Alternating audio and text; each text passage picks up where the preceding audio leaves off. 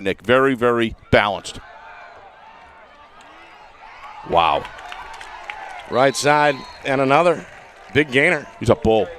That's the second carry for Campo. He's down inside the 25-yard line. Of course, his older brother Jason just graduated a year ago, and well, he looked like his older bro on that one. Wow, he sure did. He looked like himself. He's got his own knack to his running. He runs with moves very well laterally, and then when he turns upfield, he knifes those shoulders and lowers them, and literally takes on the defenders and bowls them. He's picking up 2-3 extra yards every time he does that. He's impressive, and he's willing to block too, Nick. Two runners in the backfield on second down, up the middle, and again, it's Roselle finding room and finding another Purple Panther first down to the 15-yard line, stopped again by Ehlers. But this ground game, Steve, rolling right now. Yeah, the Campo's doing a great job. They got him getting inside position and taking on the outside containment coming in, completely neutralizing him and pushing him back. And backside guard numbers, I'll get his number in a sec, is coming around and doing a great job sealing off the linebacker in the middle. Great play. Out of the gun, it's Rutstein trying to make something happen. And the quarterback, able to sniff his way down inside the 10. Very close to a first down. He'll set up second down and 2 from the 7. Really looks strong here in offensive, and the sequencing of the play calling, Nick, is very difficult. The Salem defense is trying to catch up to it. Couple cancels and changing up on the play call during the after the huddle is broken, and it's doing a good job here. He's heavy. Wow, is he heavy, Nick? Up the middle, touchdown. Too much there as Campo gets the touchdown run on a great up the middle power drive to make it 6-0. Well, needless to say, Coach Knight has got himself a great running back who can play tail and fullback, Nick, at the same time if he wants to. He is a very talented blocker, too. I've been watching him go into the line. He's very technically sound, so he's looking like a complete package right now. They flare him out and throw a pass to him, and he runs with it. This guy's a total player in all three elements of a running back's needs. And I'll tell you, he's impressive. Most impressive here is the line play, Nick. That it's pretty clear that they can hold their own here in the first quarter for sure so far on the offensive line. Coach Abrams going to have his work cut out for him, Nick, to come back next defensive stand and make some adjustments. Got to get Campo behind the line. Trying to get him in the current situation as he gets through the line. He's going to have two guys, but the other night, last night, Coach Knight said pretty happy with his line play, and you can see why right now. They're doing it against one of the best teams in the state right now. Well, and about as good of an opening drive as you could ask for. 59 yards, all on the ground. Eats up nearly 3 minutes. The extra point is good. This home crowd is rocking. A dream start, I'd say. It is. We're going to see what the defense can do here against this vaunted Salem offensive attack as the Blue Devils get set for drive number 1. Yeah, and if we're going to make this an offensive game, let's do it. I mean, but Salem's going to have to come out and answer here. One of the things that there wasn't one play where Salem caught or tackled South behind the line. Every single play was positive yardage and good-sized chunks. Here we go. They got it to McDonald.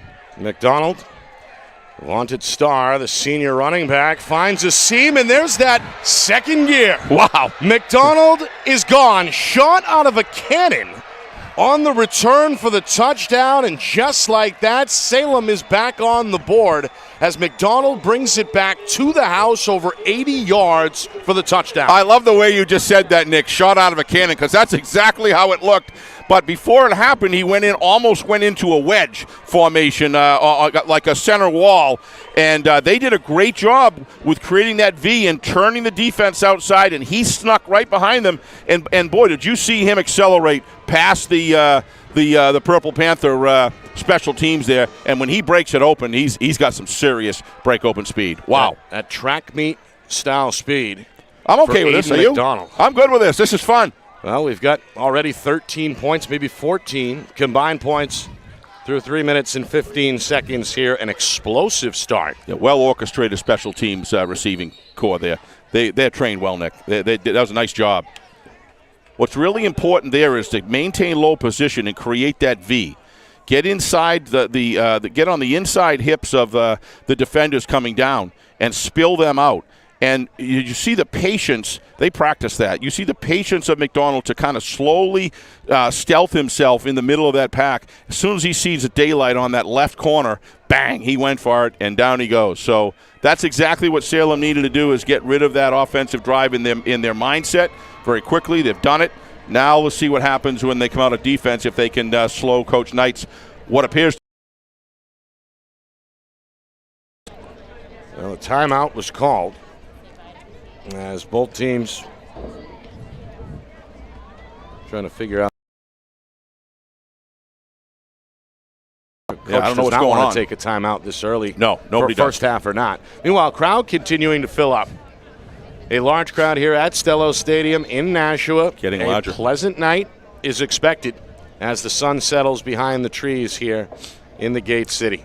Extra point try. Well done. Off the right foot of the kicker, up and good for Salem's Josh Brady.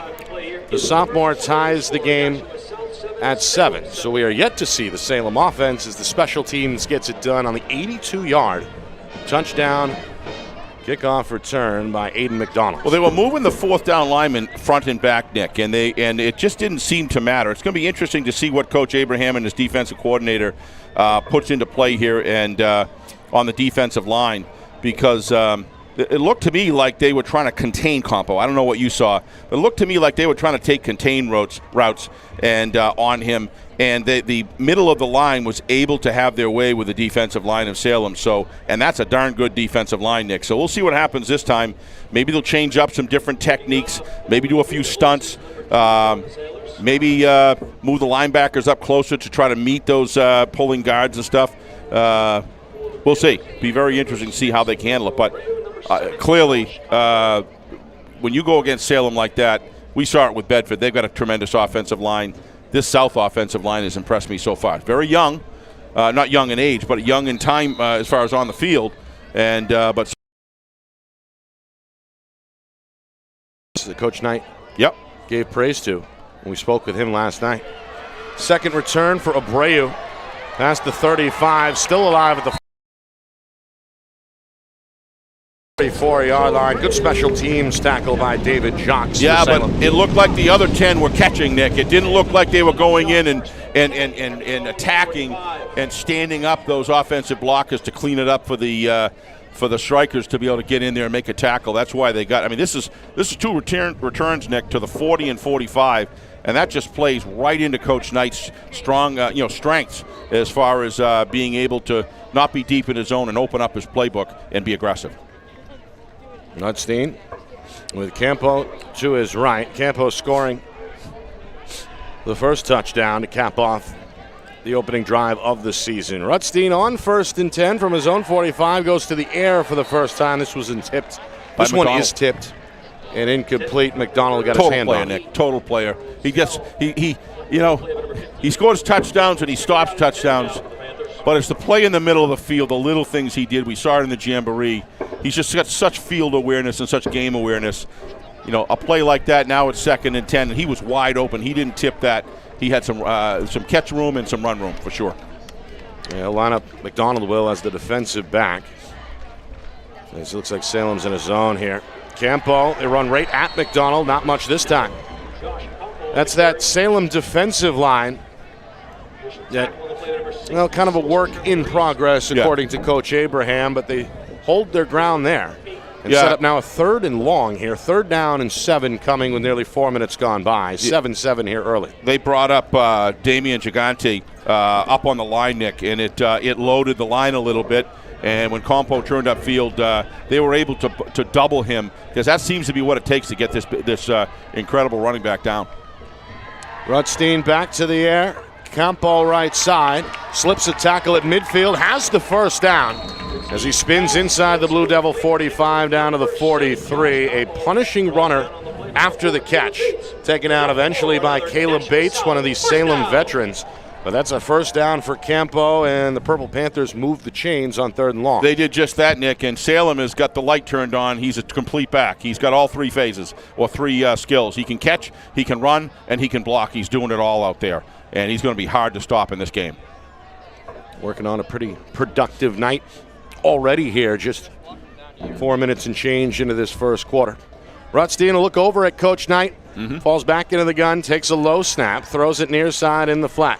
It's caught by Roselle. He's quickly swarmed and tackled about 3 yards downfield, inside the 40, to about the 38-yard line, converged on by Matthew Goetz and McCloskey as well. Good two-way player on the outside for Salem. Yeah, number 12, Carson Lemire. Coach Knight is out coaching up out there. He's got to hit that block, Nick.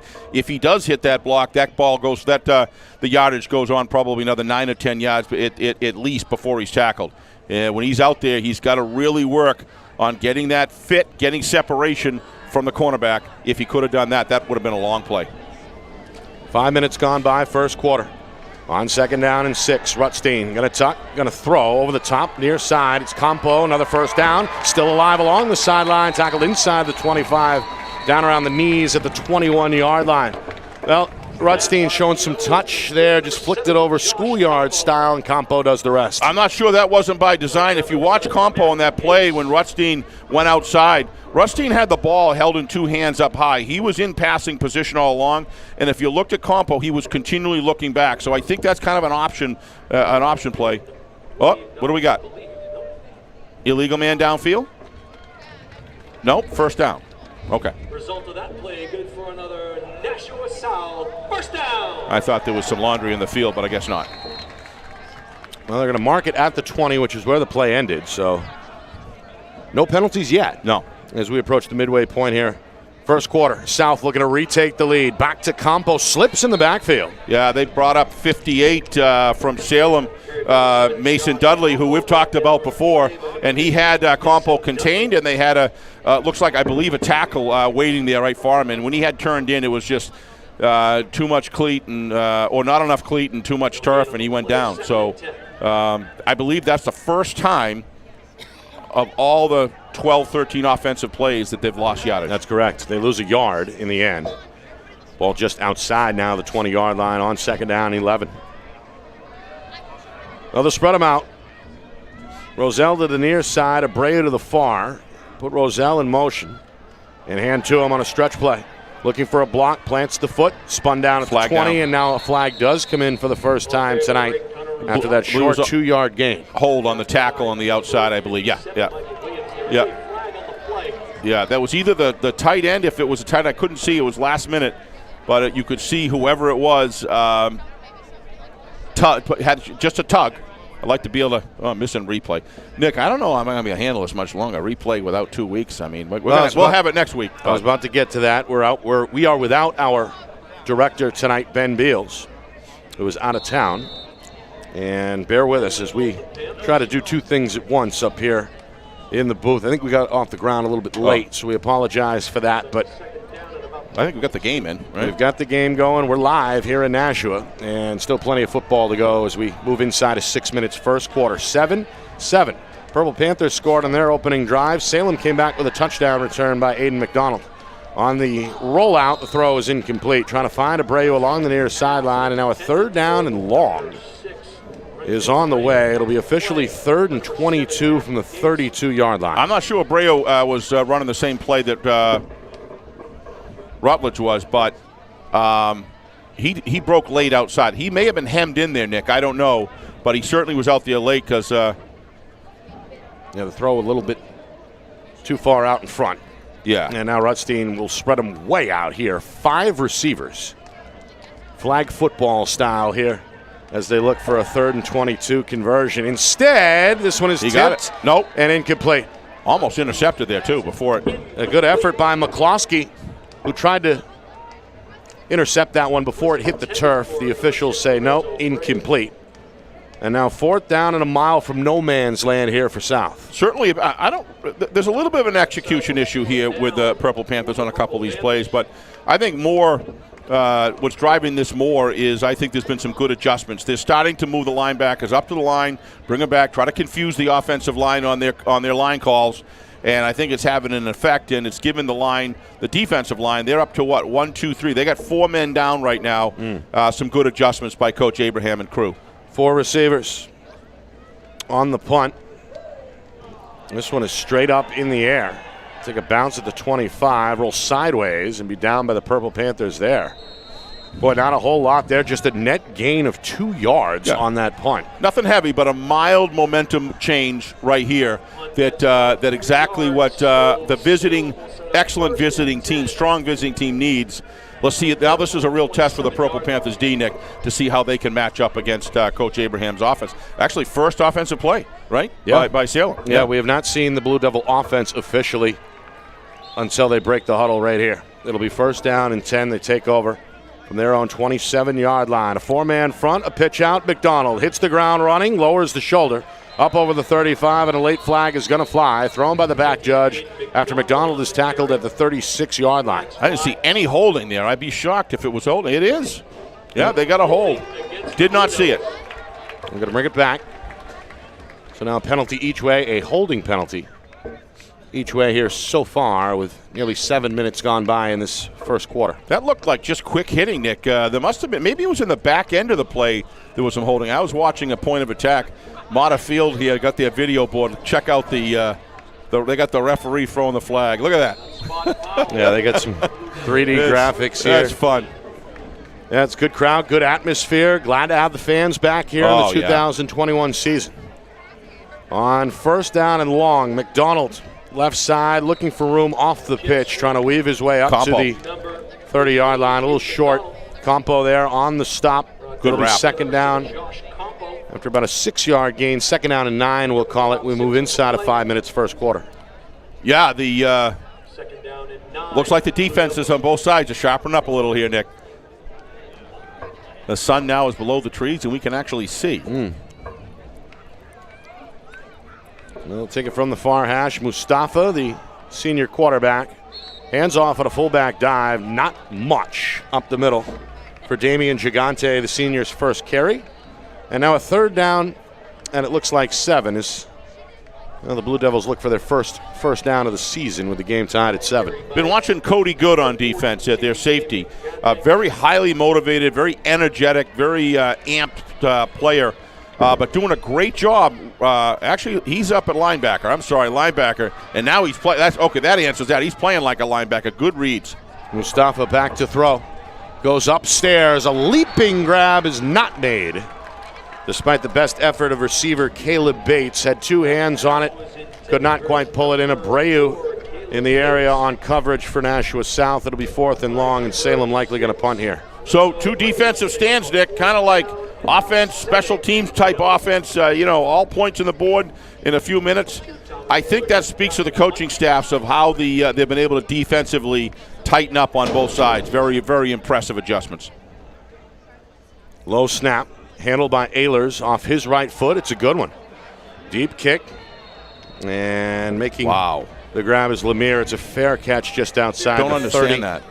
They'll return it at the 31-yard line. Had 15 yards of open space with any defender, Nick. I'm surprised he didn't run it, but had some room, decides to play it safe, and now we get drive number 3 here from Nashua South. 7-7 here inside of 4 minutes first quarter. That could be a coaching call from the sidelines. Just catch it. We trust our offense. We're moving the ball. Right. Don't try to do anything cute or take any risk. Let's get the ball and get our offensive machine working. So could very well have been that. But he did have room to run. Rutstein going to spread him back out. 2 receivers, strong side, the near side left. He looks that way on 1st and 10. Now in trouble, spun around, still alive.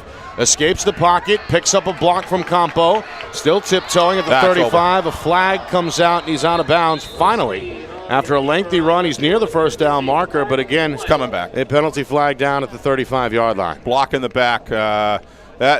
He would have run a long way there. That was a first down, but that was a clear block in the back, and it's awful hard to lay off that, Nick. You see a runner coming down, and the guy's got his back turned, and you're just looking to block the body. It's real easy to do. But it takes a lot of discipline not to make that block, because if you're reading the back numbers, you got to leave him alone. He's got position on you. But that's a pretty significant change of events there on those type penalties. Well, the penalties have caught up with South. That derailed their second drive. Yep. As they approached the Salem red zone earlier in this first quarter. They pick one up here and now are set back on 1st and 16. They go back to Campo. Looks for a block. Finally sheds a man and eventually is near the first down marker. In fact, about 3 yards beyond the first down marker. A gain of 19. This guy's showing me a lot of maturity. If you see him follow his blocks, Nick, he knew the blocks were developing. What's going on now? Another penalty? Again, the officials getting together. There is a flag on the play, and this one, it looks like, is going to be against Nashua South yet again. Illegal shift. Looks like it may have been somebody stepped off the line of scrimmage too far. Hard to say without a replay, but that's oftentimes what happens there. Where Coach Knight not happy. Yeah, he's not. That's now the 4th penalty here this first quarter. Well, they're losing against the home team. Losing very valuable field position. They've been controlling the whole game. So now, first down from the 20-yard line, 1st and 22. Campo in motion, low snap, handoff. And Roselle not going to have much. The hole closes quickly along that right side as Salem's Jason Gilbert in on the stop. Steve A. and crew making nice defensive adjustments, Nick, for filling the gaps. They're changing it up too. They're reading the play and then they're bringing the linebacker up on the anticipated point of attack, and it's doing a pretty good job. It's slowing it down. Nice work. Rutstein on 2nd and 16. Down the middle, intercepted. Picked off by McDonald at the South 42-yard line. Read that one like a book. That just sailed. That ball just sailed. Right into the chest of the defender. I believe that was McDonald. No. It was actually Salem's Matthew Doyle, one of the defensive linemen, I believe. Or was it Peter Bealey? That makes more sense. Bealey. The safety. Safety, yeah. That was safety.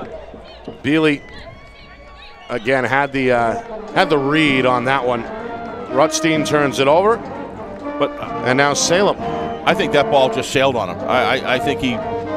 In the South, going to make them jump up front. Couple of players along the D line. Yeah, Coach Knight may need to take a timeout here at some point and try to get these guys squared away. But he already used one, didn't he? So that's hard to use two when it's still in the first quarter. But they could use a timeout to get their heads together here and that's the 5th penalty. Clean up. Yeah, 5 penalties already. Yep, that's a lot. Sets up a 1st and 5 for Salem. Up the middle, not much. Yeah, 76. Jimmy Brown, great job, just swallowed it right up. That's not an easy man to bring down, but if you got Jimmy Brown's size and strength, he wasn't intimidated there by anything. Yeah, it was Gigante on his second carry, the fullback. Not much.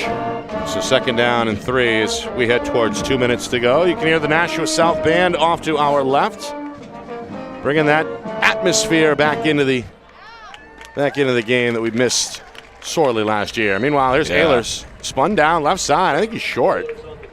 Great to hear that band, huh?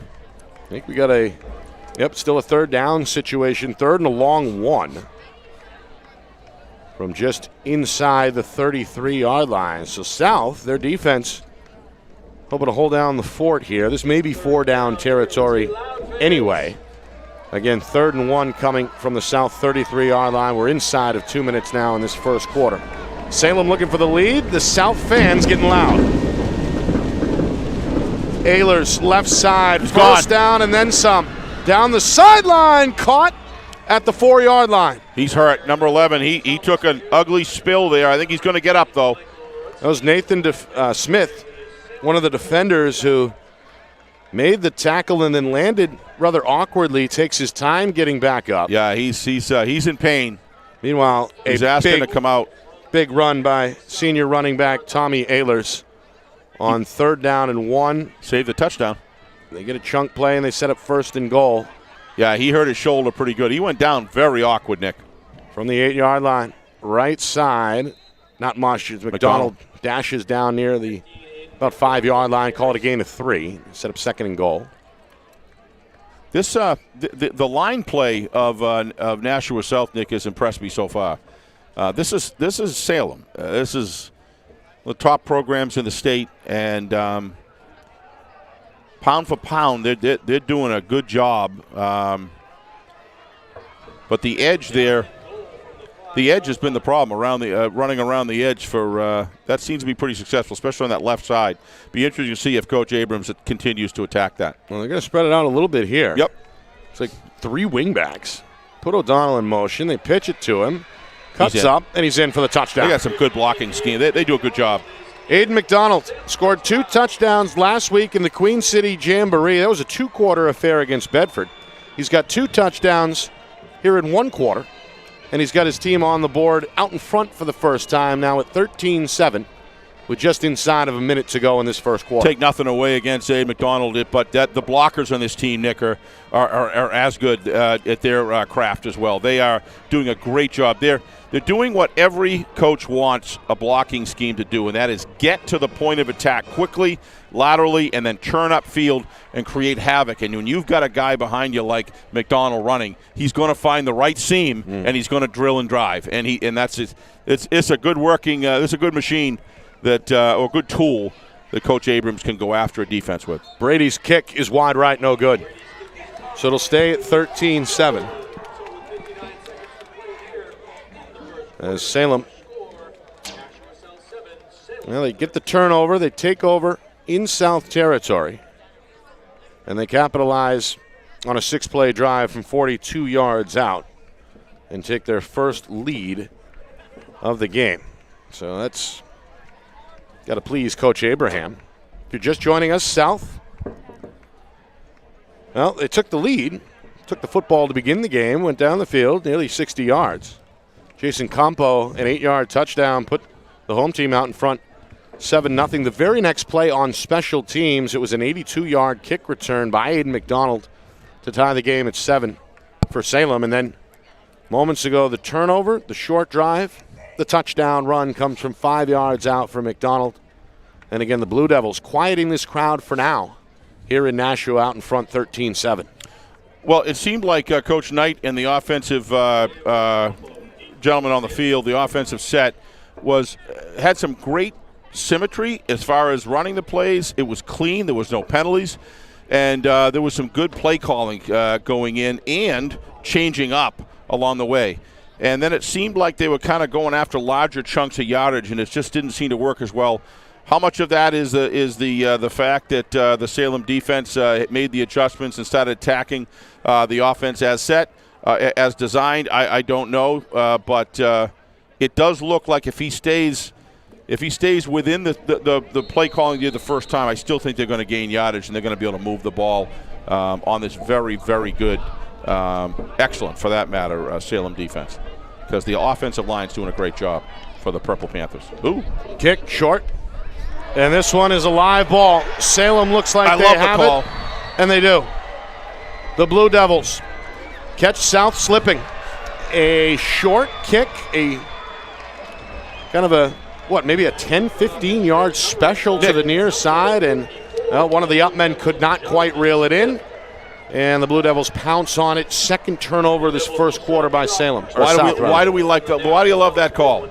Because the Purple Panthers are struggling right now, and Coach Abrams and crew knew it. That was an excellent call at the right time, because you can almost, remember I said you almost could take a timeout here and try to get everybody's head together. There seems to be a little bit of a slide going on. Coach Abrams smells that, and what does he do? He hits that, and then that's when things happen, when the team does not have that cohesive, you know what I'm saying? You were right on that. South's got the momentum. Or Salem does, right? Absolutely. Excuse me. 13 unanswered, looking for more off the turnover. Mustafa tiptoes, and now going to be gang tackled about 2 yards downfield. Lucky to see the 40. Mustafa doesn't care. He loves it. Loves contact. Kind of a Brett Favre type mentality. Mustafa. He, a lot of quarterbacks. Oh, okay, it's my turn. I'll run it. Not Mustafa. He's waiting for that call. nice talking on Gridiron Thursday night. We were able to get the Coach Knight and Coach Abram on, and it's just great to be able to do that ahead of time, Nick, and talk to these guys, get a feel for what they're thinking. And Steve Abraham joining us last night along with Scott Knight. Both dialed in. 2nd down and 9 pitch. Ehlers looking for a lead block, gets one, makes a cut, tries to spin off the tackle, and is dropped at about the 36-yard line with the forward progress. That'll set up a 3rd down and about 6, and that's going to do it for the first quarter. 13-7 Salem after 1, with the Blue Devils going to be knocking on the door of the 35-yard line after they switch ends here in a moment to begin the second quarter. I think on this 3rd down, Nick, if they get any more than 2 yards and they're under 2 short, in other words, I think you're going to see this will be 4-down territory, because I think Salem feels as though anything around 2 yards they can grab off the tackle there. I think they can beat, and with their blocking so crisp right now, I think they know that they can get it, or they feel they can. So it'll be interesting to see the cat and mouse game between Coach Knight and Coach Abraham on these, if in fact it does go to a 4th and under 2. Well, there you get a look inside that Salem huddle. That's a squad that is really a perennial contender. 2nd year under head coach Steve Abraham, but year in, year out in D1, they're on that short list always of contenders, and again bring a lot back from that team that made a pretty good run to last year's semifinal. Yeah, but this is just a program that nobody wants to draw in the first round, Nick. You just never want to draw Salem, because I love the way he talked about Salem and the team. They're tough, but so far 13-7, first quarter gone. I think the Purple Panthers are showing fairly well, even with the struggles that they're having at times. McDonald slivers out of a tackle, leans forward, and a flag comes in late. Tackled shy of the 1st down marker. A lot of side-to-side movement. Is bound to be a holding penalty. If so, it'll be the 2nd against the Blue Devils. Yep. So the hold. Push in the back. Push in the back, or illegal use of the hands. I couldn't tell. Either way, this one coming back as they mark it off 10 yards at about the 44-yard line. Well, the sights and sounds of the Nashua North Band. Feels good. One of the better ones in the state. Yep. And again, you really don't know how sorely it was missed until you hear it again for really the first time in 2 years. It's good to see the health physically of getting back active again with the kids, and also mental health that comes with doing and being with the people that you love to be around, and this is important, and it's great to see. 3rd and long, they go to the ground. McDonald breaks the tackle, and he's got the 1st down. Still alive, all the way down to the 25-yard line. Another highlight-type run by Aiden McDonald. He picks up the 1st down on 3rd and 13. He knows where the 1st down marker is, Nick. He sure does. Boy, listen to this band. These kids are having a ball. I'm just watching them. It's so great to see. Yeah, I heard them early when I got out of the car. Sound good. They were making their way through the parking lot. Of course, they enter all the way, start down across the street. Well, they add a lot of value to the game. They walk nearly a mile before entering the stadium, playing the entire way. Meanwhile, Gigante trying to lower the shoulder on 1st and 10. They mark him right around the, line of scrimmage. Again, South's Jimmy Brown in there on the stop, one of the senior defensive tackles. He's been impressive so far, Jimmy Brown. We talked about him twice, but he's been in about 6 or 7 other defensive plays that he's been able to manhandle his offensive lineman, get separation, Nick. The defense has got to get separation from the offense. Both sides. You got to fight for that separation and control. Low man wins almost every time, and Jimmy's doing a good job at that. 2nd down and 10. McDonald right side following the block. Slips a tackle inside the 10. Campo with a touchdown saving tackle at about the 5-yard line. McDonald looking good here in this first half. Burke Ewing laid a block and absolutely planted the defender, and that just opened up the lane Well, McDonald, seemingly, he's got some kind of slick grease on that uniform. He has not been easy to bring down. It's called January weight room. They go to him up the middle on a dive. This time, not a lot. Yeah, good penetration by the left side of that defensive line, or the right from the offensive side. Yeah, looked like number 56, I think, was involved in that. Brown. Jimmy Brown again. Along with Brady Swisher, number 54 in purple. Jimmy Brown, who do you think he reminds me of? Give you a hint, Nashua North. My man from last year. Yes. I'll give you a minute. Max Ackerman. Max Ackerman. He was 61 in purple. Great All-State player. Meanwhile, pitch out, touchdown McDonald. That is touchdown number 3. Well, we were talking earlier, Nick, about how up front in the inside of the defensive tackles, Nick, there's not a lot of running room there. They're doing a great job up front. But remember, we were talking off the edge, the blocking of Salem is just terrific, and there seems to be an opening there for Salem to keep on attacking, and they're doing that. They're running a play up the middle just to keep the techniques tight inside. And then they're going off tackle, and they're winning the battle there over and over again. They're going, the Purple Panthers going to have to do something to stop that. This one blown dead. Flag flies on the extra point try. We've got encroachment, it looks like offsides rather on Nashua South. So another penalty against the Purple Panthers, half the distance to the goal. Does that change Coach Abraham's mind here? I don't think so. It looks like he's got a pretty solid foot. One thing I do notice, Nick, is the goalpost looks like, is it me or is that leaning forward about 2 feet? They're going to think about it right now. Doesn't that look like it's leaning forward quite a ways? Over here. Yeah, you're right. That's a keen observation. And that could affect a kick directly in between them. Probably wouldn't affect one that was up higher than the top of the flags, but right in between, that could. Well, I think they're tempted to go for 2 here because now the ball is inside the 2-yard line, just outside the 1, in fact. Well, they've got. It looks like to me the 2-back set is back in, and they are. Yeah.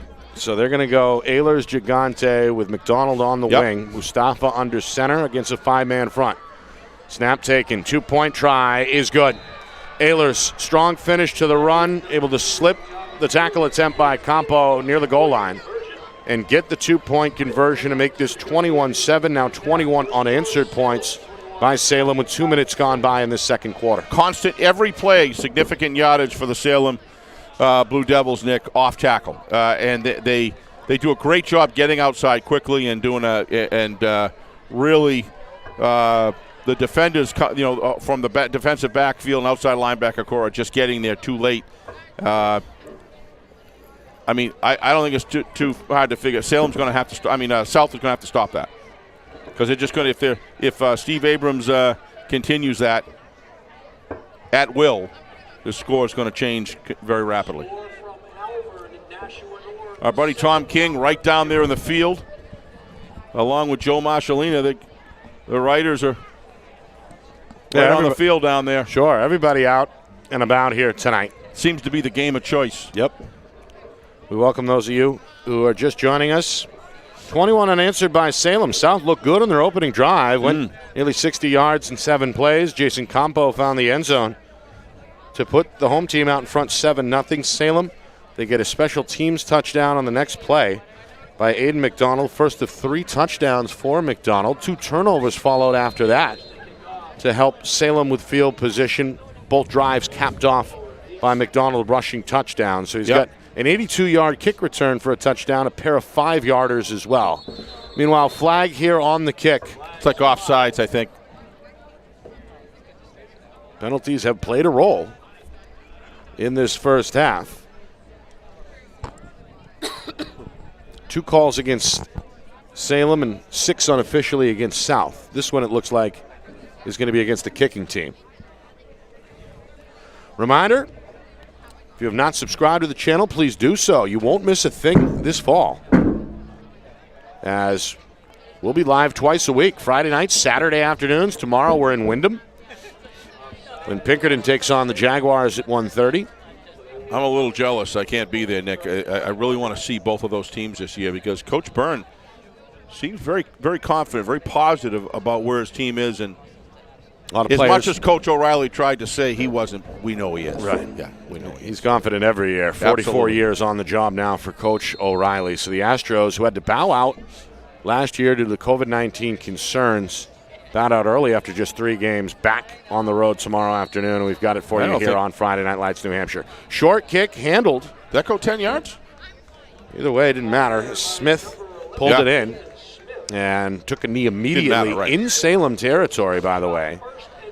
We saw Salem take a gamble on the kickoff, and it worked. Short kick right side, ended up off the hands of one of the up men for South's second turnover. Salem tries it here, though, and this time South is ready, and now the Purple Panthers are in Salem territory at the 48, 1st and 10. Again, just 2 minutes have gone off this second quarter clock, 21-7 Salem.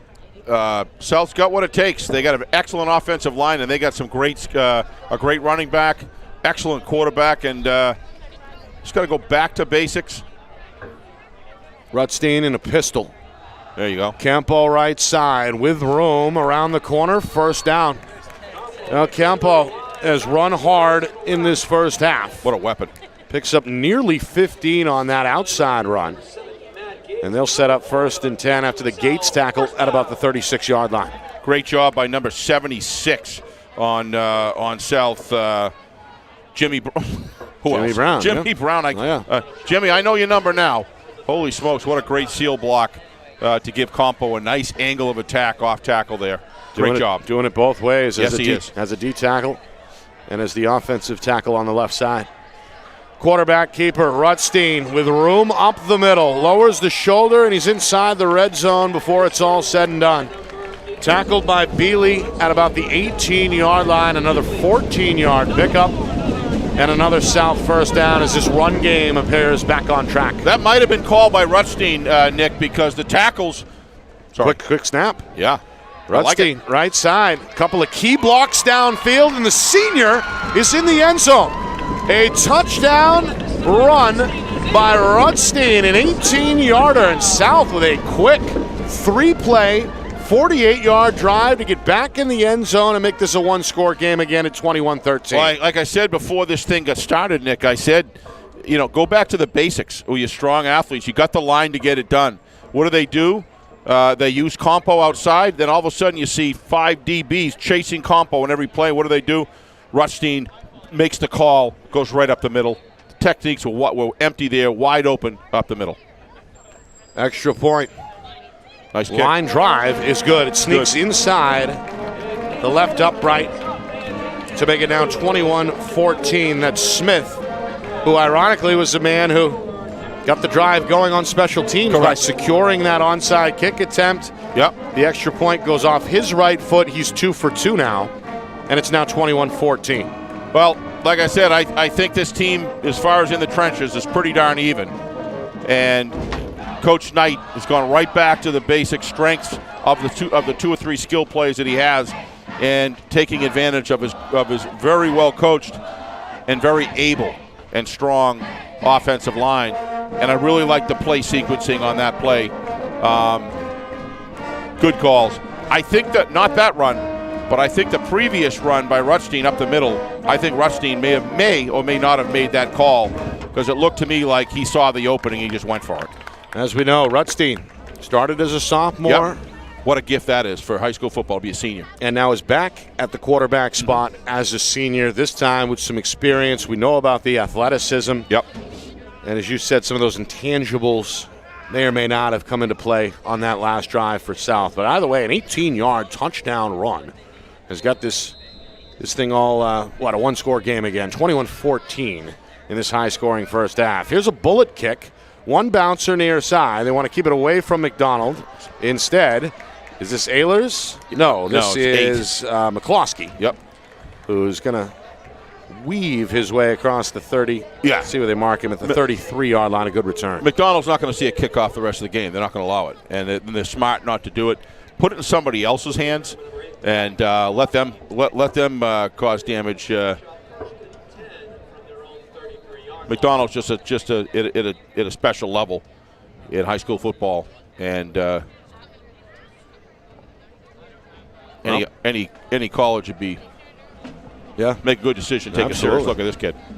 Double handoff. McDonald trying to swim up the middle, spun down past the 40 up to the 42. That's close to a Salem first down. There's that double handoff. Steve, we talked with Coach Abraham last night about that, how crisp it looked. They run with precision. In our opinion, last week in the Jamboree against Bedford. So hard to stop. They run it.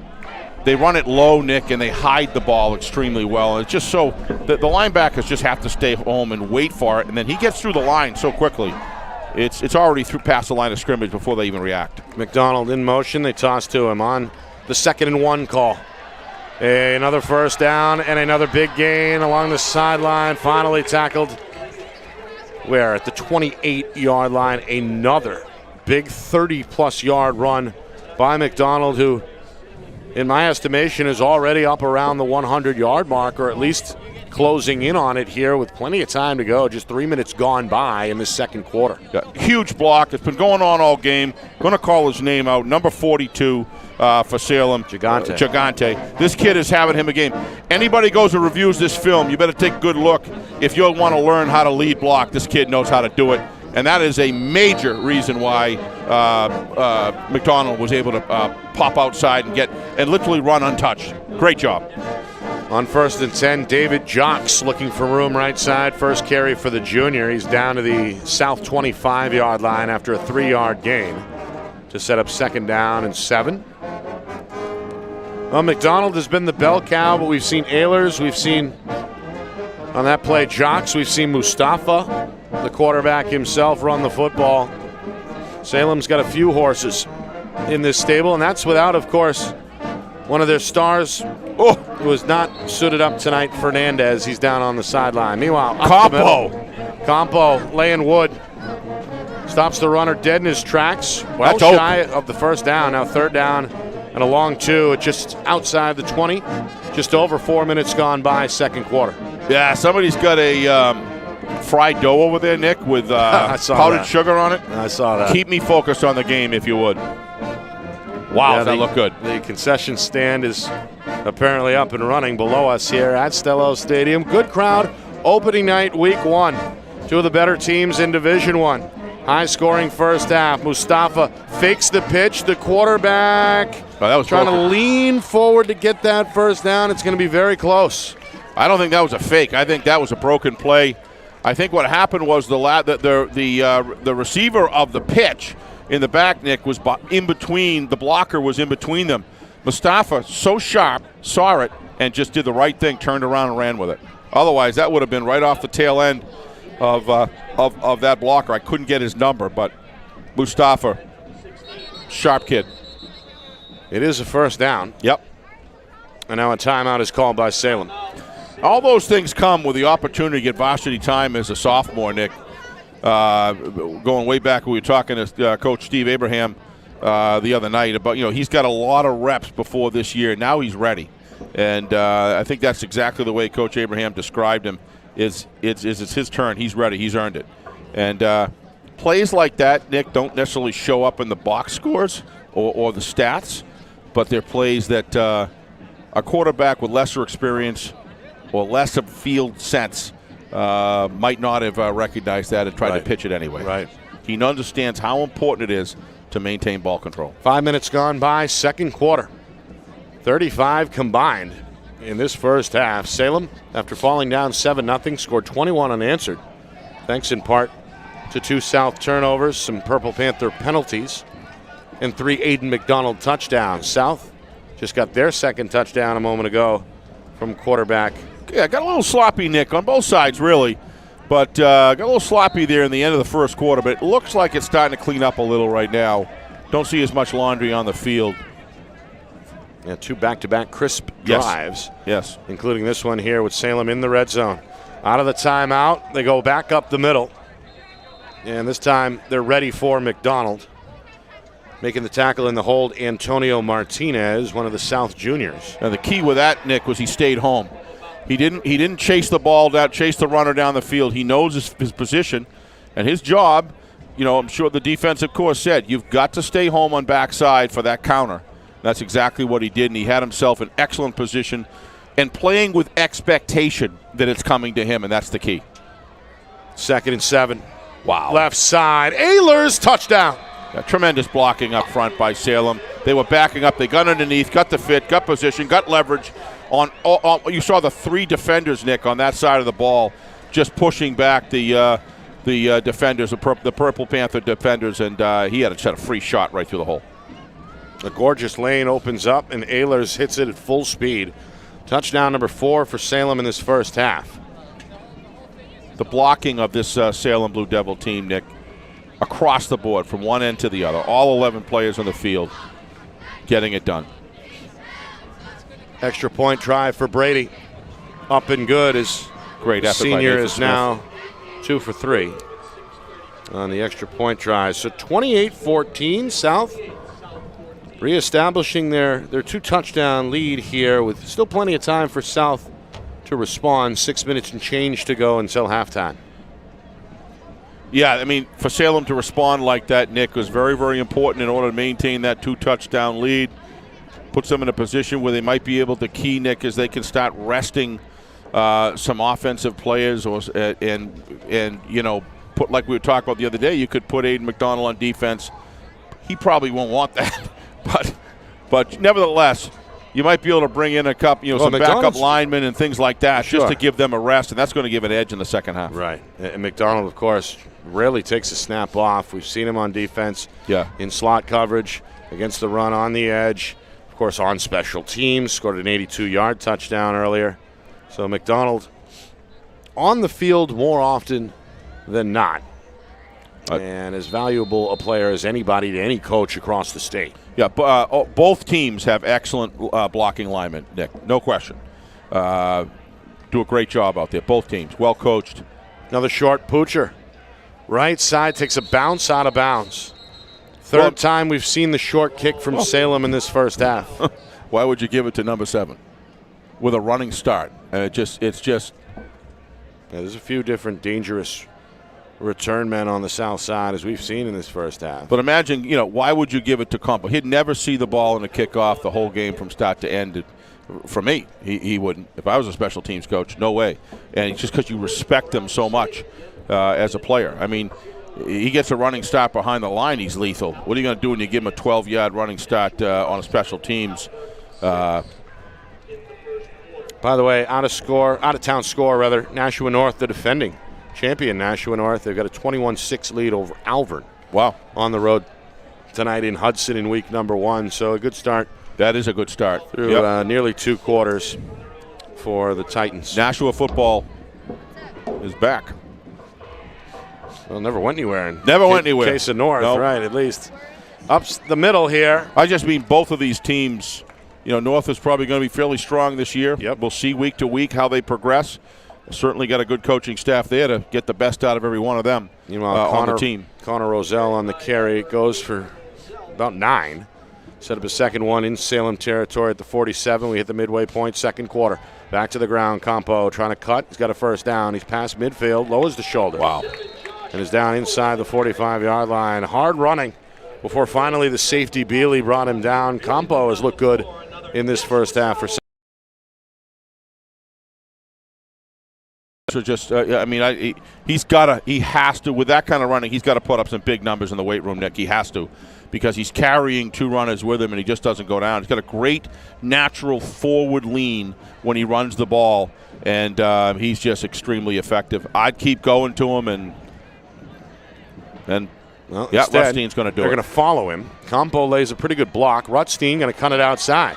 Inside the 30, 25, 20, far sideline of the 15, wrapped up and driven out of bounds at the 14-yard line. Rutstein racking up some rushing yards in this first half. He scored an 18-yard touchdown moments ago. Picks up a big first down here and a gain of 23. Any college not looking at Campo right now is crazy. This guy does it all. Did you see the block? I'd love to have a replay to show our fans, or our viewers, I should say. I hope you're our fans. But to show what this guy does. He is unselfish. Look at him go. They reward him by giving him the football on the next play. He brings a couple of South defenders with him, including Bailey, who makes the Salem tackle defenders, right? finally at the 1 yard line. Yes, Salem, they're going to need a couple more tacklers to come up into the box, it looks like. Meanwhile, up-tempo, no huddle offense, 1st and goal.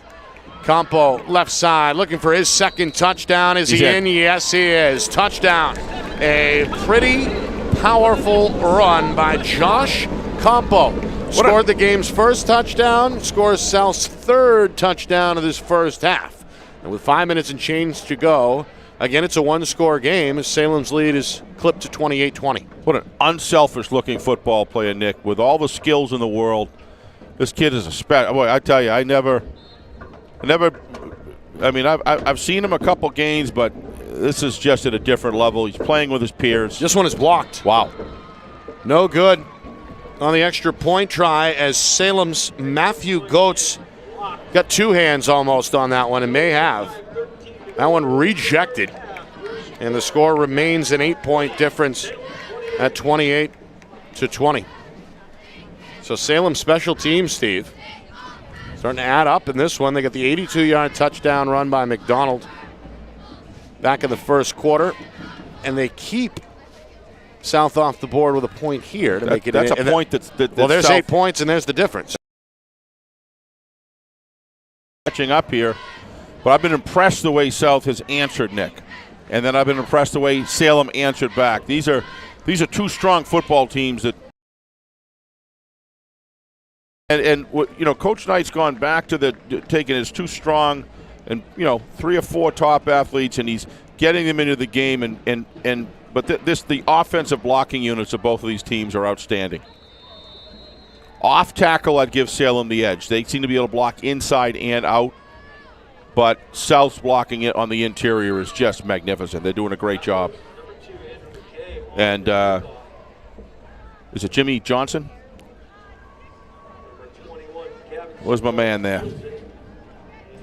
Meanwhile, Gavin Simone on the return for Salem. Gets up nearly to the 35-yard line. 5 minutes to go until halftime. Salem been in control most of this second quarter, set to receive the football to begin the second half. Keep that in the back of our mind here as they get the drive going on 1st and 10. Outside, McDonald finds room on the edge, lowers the shoulder. He's over the 40, up to the 41. Both Rutstein and Elijah Caples on the tackle for South. A 7-yard pickup to set up a 2nd down and 3. Jimmy Brown is something else. He is showing me a few things, right, on both sides. Oh, both sides of the ball. Brown, the senior, one of their key guys on the offensive line, and been holding things down along the defensive line. Impressive. As well. Meanwhile, Mustafa, wing back left side, receiver right. They go to the tailback, Ehlers, and he's not going to get back to the line of scrimmage. Ehlers looks gassed, Nick, on that run. It looked like he was pretty slow to get to the line there. Usually Salem's very crisp, quick, hitting the hole quickly. That seemed to take a long time to develop. But both Colby Van Salette and Matthew Harding in on the stop there for Matthew South. Harding. And now a key down here, 3rd down and 2 as we hit the 4-minute mark. Second quarter, 3rd and 2. Both teams have been good on 3rd down. They pitch. Ehlers, right side, has the step and then some. You got it knocked back out there. of bounds inside the South 45 at the South 43-yard line. Ehlers showing the step there. Yeah, how about Mustafa's pitches, though? We saw this in the Jamboree. His pitches, especially his reverse pitches, where he pivots and then pitches, is just outstanding. He's and these running backs are, basically able to put their hands out, and he's hitting it square. You know, which is an underrated thing, by the way. Oh, it is. It's so important if you're going to run this offense. Right. And you can see why.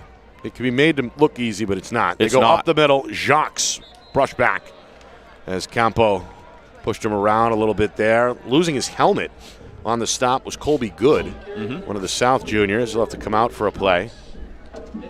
Jacques with a small 3-yard gain just outside the 40 to set up 2nd But he and plays 7. an important role in the team, Nick, because he gets positive yardage and he can give McDonald arrest or one of the other backs arrest. And Abrams spoke Coach Abrams spoke very highly of him. McDonald, nice job on 2nd and long. Not going to get much. Maybe gets back to the line of scrimmage. 52, nice job. 52. He's starting to step it up. Oh boy, Asabulin Ozuki, one of the seniors. In on the stop. I mean, nice every job. time, Steve, there's 3 or 4 guys around the ball. All of them. Say what you say about the Salem run game, and it has been impressive in this first not half. Not interior, though. Interior is they've shut them down. Right, between the tackles, South has held their own. I said off tackle. Off tackle, they just keep going for it. Yep. See if they go outside here on 3rd and 6. Instead, they go to the air. Mustafa, deep down the far sideline, has Ehlers wide open for the touchdown. We got a back-and-forth shootout here in this first half. It's 34-20. That's touchdown number 2 for Ehlers. First touchdown pass of the year for the senior Mustafa. And just like that, Salem back out in front now, 34-20. But viewers, listen to this. If you got to see what's really going on here. That came from upstairs. No doubt in my mind that came from upstairs. What do? They keep on going off tackle, running. They force the defensive backs up, and what do? Upstairs sees it, run a corner pattern deep with Mustafa with that beautiful arm, nice rollout, and he's got about 7 yards separation, Nick. Yeah, that was a great call upstairs, Salem, and that's good. That's a whole team from coaching staff to the players on the field working together. Extra point up and good. Brady has been busy now, 3 for 4 in this first half on the extra point tries. Largest lead yet for Salem on the board now at 35-20. So what does Coach Knight's defensive unit do? What they do is they have to come up. They have to try to shut that outside run down. Did the right thing. What do? You got to read it. It's a cat and mouse game between 2 excellent coaching staffs, and it's just good work. It can be pick your poison. You have to put give so much attention to that run. Right. Inside, outside, etc., that you can forget about Mustafa. I believe just the 3rd pass attempt of this first half. Yeah, but he put that one right in the breadbasket. Beautiful lead, good velocity, nice tight spiral. Yep. Like this guy. Meanwhile, South, under longtime head coach Scott Knight now trying to figure out how to respond here. 2:35 to go. South still with 2 timeouts, but they're going to have to kick the ball to begin the second half. They'd like to get. They got to answer here to keep it within reach. Yeah, they got to get something. Probably go for 2 as well to try to get it within 7 if they can get in the end zone here. And they've certainly shown when they're playing their strengths, they've been able to move the ball very effectively against Salem because of that excellent offensive line. Just an outstanding pair of runners between Rutstein and Campo. Brady's kick takes a bounce at the 15. Campo back towards the middle, across the 25. Why do you give it to him? Look at the block as well. Campo reverses direction, and now it's a foot race. The kicker trying to track him down, but won't get there. Campo is in the end zone for the touchdown. It's the 2nd touchdown return we've seen tonight. We saw Salem's McDonald, and then it's a touchdown for Campo of nearly 85 yards. So how about the quick strike answer, Steve? Simple. I wouldn't put it within 85 yards of number 7 to run it back. Well, I can't believe it. They do, and they pay the price as we just talked about. Campo, 2 touchdowns now on offense, 1 on special teams. So he's got 3 total touchdowns. McDonald of Salem with 3 total touchdowns as well in this first half. I can't believe they kicked it deep, but they did. Yep. Yeah. He made them pay. Yep. Well. And the blocking as well. I think all 10 guys got a hat on somebody on that return. But the 10-yard kicks were doing just fine for him with that great defense, Yeah, But, we had seen, I think, 3 short kind of squib kicks towards the sideline from Salem. This one a little bit deeper. Again, took a bounce at the 20 before it was picked up and then taken back for 85 yards. Meanwhile, a timeout is called here by Nashua South. Something not right down on the field, and Coach Knight wants to make sure everyone's on the same page. It comes with 2:21 to go until halftime, 35-26 for the moment. We'll see what South wants to do coming out of the timeout. I think it's an excellent timeout call by Coach Knight. Get him some water, get him filled up, and tell him, you guys realize what you're doing against the number 1 rated team in the state right now? Let's go in this halftime with it worst case scenario, a 7-point deficit. Let's try to get the ball back with 2:21 left. And we got number 7. You go for We'll get 2 down. here, or you keep it a 1-score game with the extra point? Well, they got a good kicker. I don't think that either call was a bad call, Nick. I'll be honest with you. I don't mean to not answer your question directly, but you could argue both ways. Right. But if you didn't have a very accurate kicker, which they do, and a nice kicking team, then I would definitely go for 2. But because that 1 point is so likely, you can choose either way. Now, obviously, if this was in the end of the third quarter, yes, I'd definitely go for 2. But I wouldn't do it. Well, they're going for 2. They're going for 2. Here we go. 2 receivers right side. Good call either Rutstein way. going to take a snap, go up the middle, and Rozell's going to do the rest. Yep. Hard run between the tackles for 2. I really like that timeout call by Coach Knight right there, Nick. I really like it. His guys are pumped up. He got them a little fresh, got them hydrated. A lot of it's about the other assistant coaches getting the right personnel on the team. Re-talk about that play. What's the right one? Where do you see the weakness? Talk to upstairs for a minute because they knew how important that 2 points was, and they got it. It's a 28-35 game. You got to give South a lot of credit for just staying in this game and going back to basics. I'd say. Stop throwing the ball long down the field. Make them adjust to the run, which they're still playing base, and until they have to stack the box, keep running it with number 7 and then Rutstein running in between. How many points are we going to see tonight? I don't know, but I just think I honestly think, Nick, this speaks to how good both of these football teams are. Sure does. And they're both extremely well coached. But 63 combined points. Yeah, in a half. Not even. Not even. Right, still 2:21 to go. If you like offense, you've been spoiled tonight. I just love this. I think this is a great football game. I love the way it's going. I love the way the teams are coached, the way that the adjustments that are being made on offense. And then, Coach Abraham says, heck with it. We're going to kick to number 7. I wouldn't have done it, but that doesn't mean, I just wouldn't have done it just because he just impresses me from up here so much. But give how about the offensive blocking? That wasn't just Compo.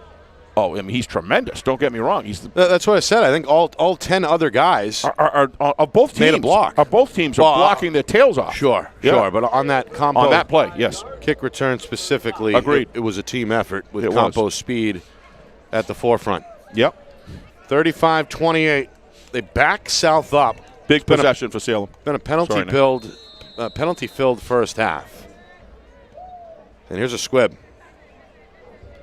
Gigante off the roll, looking for the 40, and trying to power his way up to the 43-yard line. Short kick there. Yep, take the yardage, square up, and go down. They wanted to keep it away from McDonald. They don't kick deep. They kick short. And as a result, Salem pretty good, very good. Starting field position, their own 43-yard line. Still enough time to work with 2:15 to go in the second quarter. And again, Salem looking to reestablish that 2-point gap. They will receive to begin the third quarter as well. While we're on air, I think we want to celebrate one of our video, not partners, but one of our Salem TV, 50 years in business tonight. Yeah, they're here. Had a chance to talk to the new station manager. Wow. Nice Good job. Hit. Is that Rutstein, I think? It is. Yeah, he's not just the quarterback, of course. One of their better playmakers in the secondary comes up to the line of scrimmage to make the tackle. And it's actually a loss of a yard to set up 2nd and 11, one of the few negative plays we've seen either way in this first half as we move now inside of 2 minutes. Coming up at halftime, try to track down some scores for you across the state. This game got going a little earlier than some of the others, but most games are approaching halftime.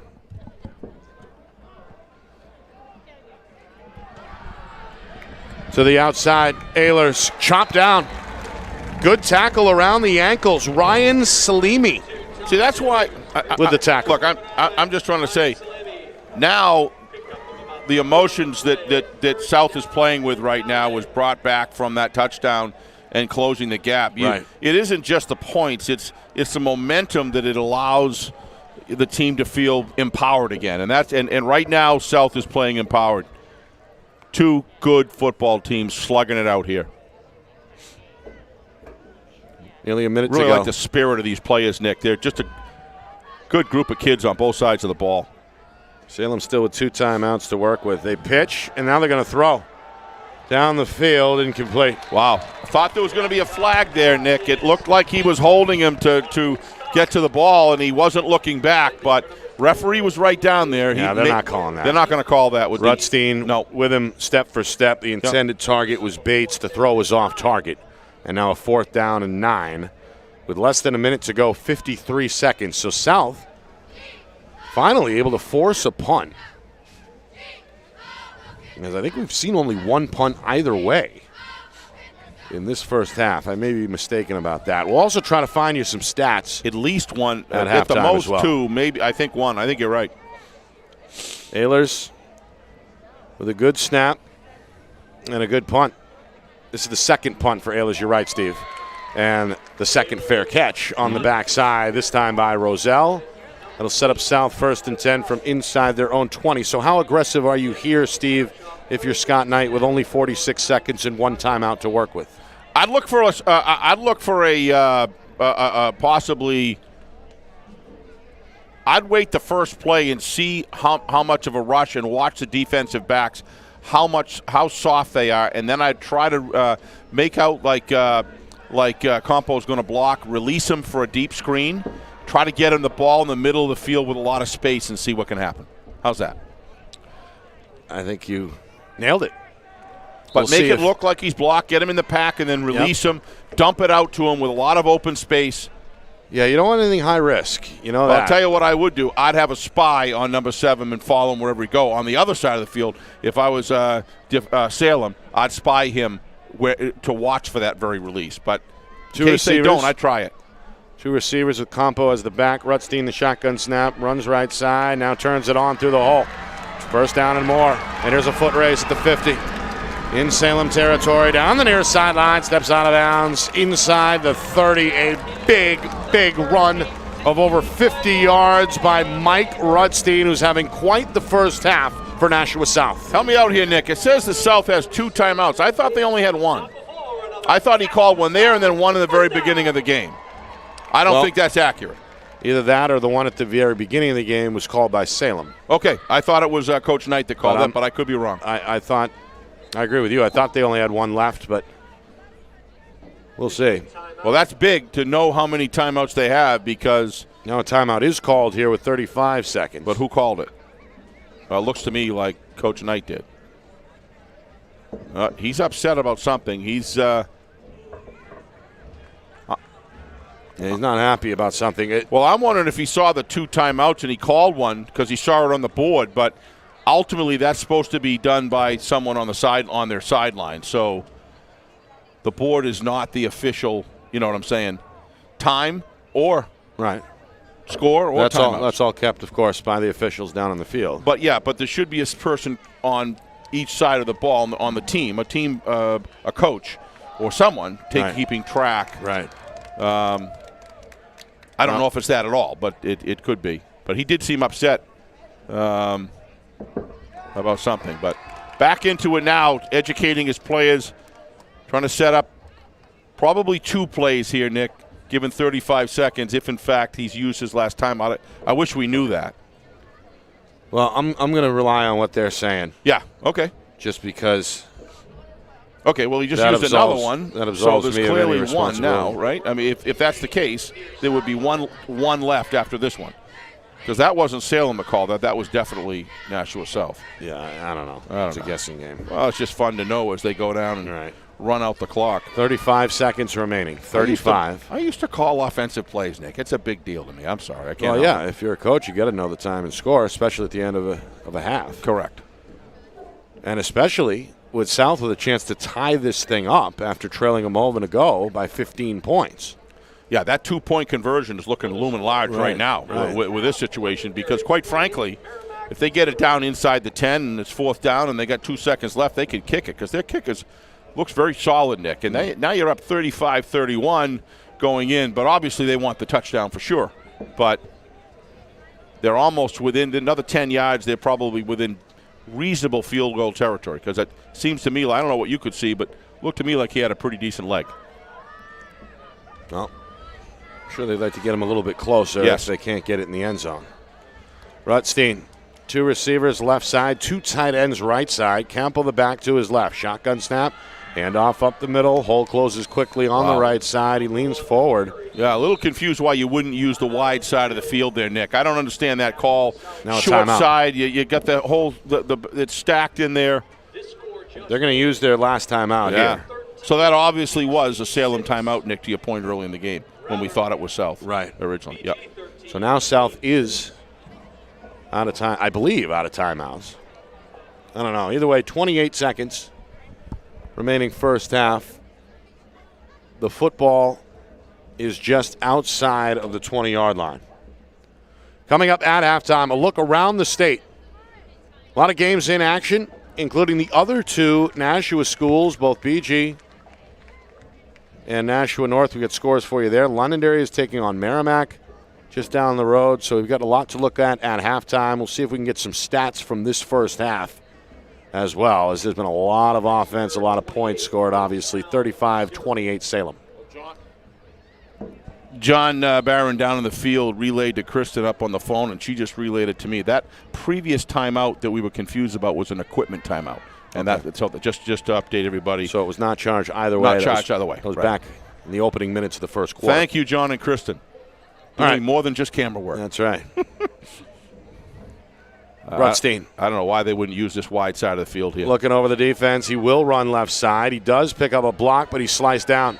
Scissored inside the 20 at about the 18-yard line. Now that clock is going to tick for a moment. Now South will use their final timeout with 21 seconds remaining.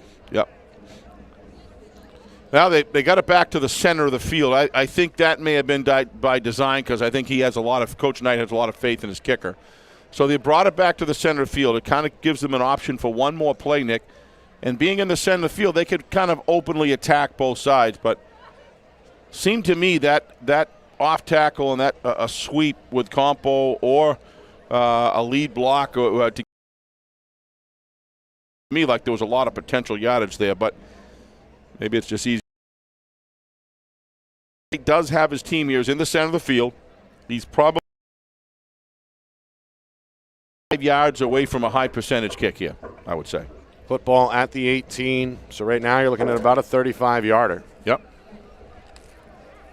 Which you would imagine would be in the range of Nate Smith. Yeah. Based on what we've seen here tonight on those extra point tries. Treacherous territory as well for South as they try to navigate these waters here over the final 21 seconds of this first half. Trailing 35-28. Rutstein going to look right, going to roll out right, going to throw on the run, catch near the sideline. Rozell's got it inside the 10. Steps out of bounds at the 8-yard line. Got time for 2 plays here. 15 seconds still remaining. Nice block there by Compo, turning around and blocking and protecting the backside of Rutstein. Rutstein, a good throw, too, on the run with a man in his face. Compo's really impressed me in his broad understanding and commitment to the game of all phases of it. Split backfield. Compo and Roselle flanking the quarterback Rutstein. 15 seconds. On 2nd down and 8, Roselle left side, slips a tackle. Second man trying to get him at the 4. They better watch out to the 3. Tackled inbounds. Clock tick. Took too much time. 4 seconds. They get the first down. So they had to stop the clock, I think, to move the chains. Yep. They got to put back more time in the clock. Well, let's see what happens. Right now it reads zeros. Meanwhile, Compo is down. Yeah. And injured at the 15-yard line. Not a good sign for Nashua South. Trying to get helped up, or is being helped up by his teammates.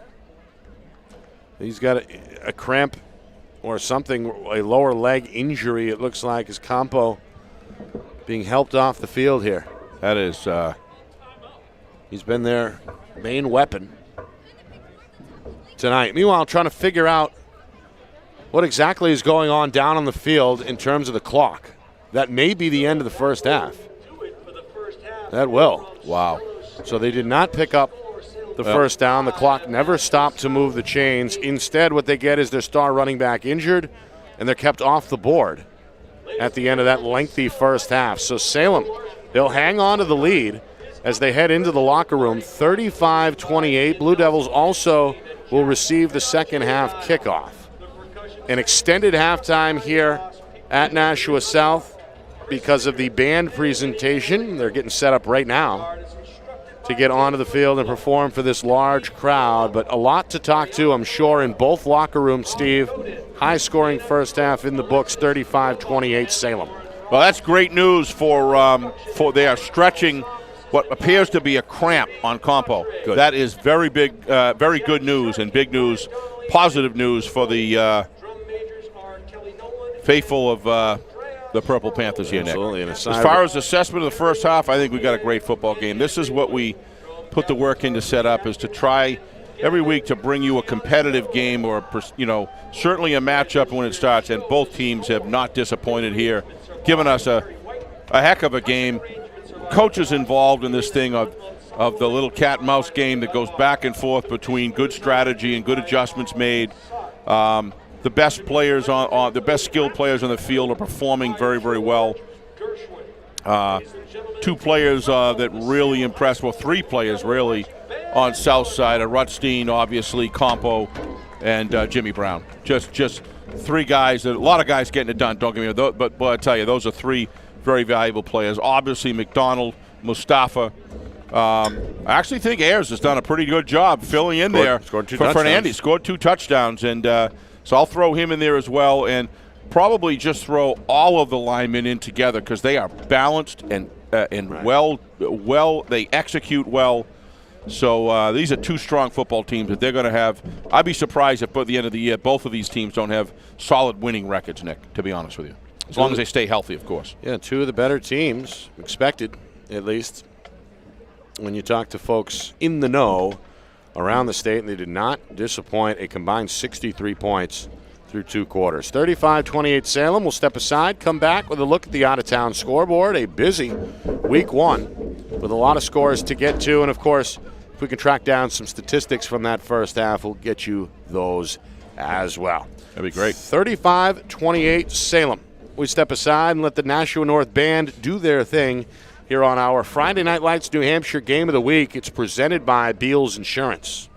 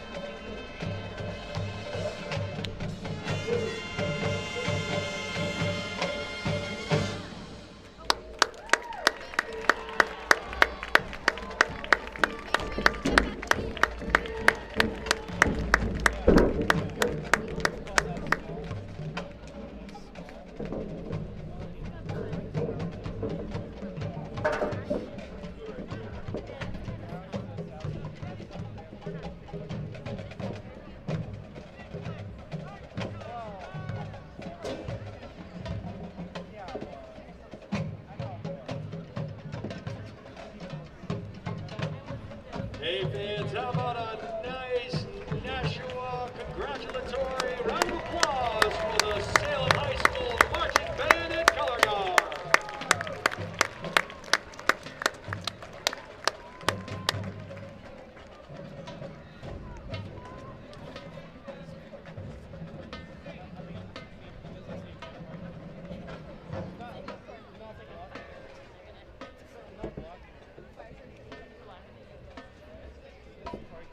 Now, ladies and gentlemen, entering the field is the Nashua High School South Purple Panther Marching Band and Color Guard. The Purple Panthers are under the direction of drum majors Sidney Peterson, Marina Ampe, and Lauren Cooper, and color guard captains Clarice Rocco and Angel Frost. The assistant director is Thomas Sousa. Percussion instructor is Charles Davis. The color guard routine designers are Clarice Rocco and Angel Frost, and the board band director and drill designer for the Nashua South Band is Tony Coronis. The Nashua South Purple Panther show theme is Guardians of the Galaxy. They will be performing Hooked on a Feeling, Escape, and Spirit in the Sky. Please give a warm welcome to the Nashua South Marching Band and Color Guard.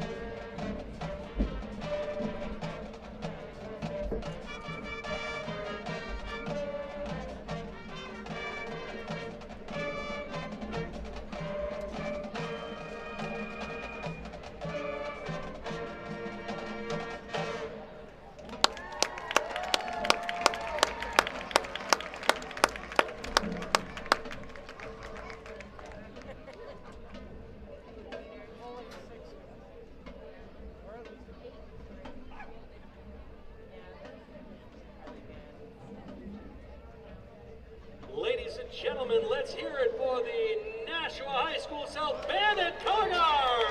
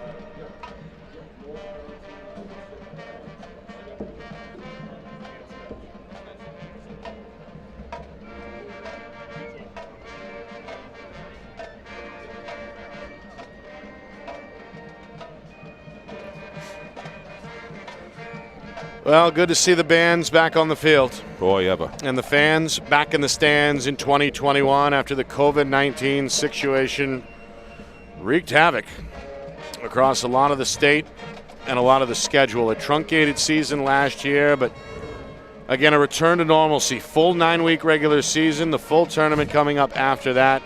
All kicking off tonight here in week number 1. Nick Anastas, Steve Beals with you from Nashua. Live from Stello Stadium. What a first half. Salem 35, Nashua South 28. An offensive explosion. We saw 2 special teams touchdowns, handful of penalties, handful of turnovers. A little bit of everything in that first half, and it all added up to 63 combined total points. We let you and Ben Beals decide the games every week. You guys work together on figuring that out. You guys do a great job. No argument here, Nick. This is a great first half. Very competitive game. And, you know, what you really look for is resilience and rebound. And that's what we got in this first half every single time. Look, you can just tell, I'm sure you can hear in the crowd, Mike, everybody's jacked up here.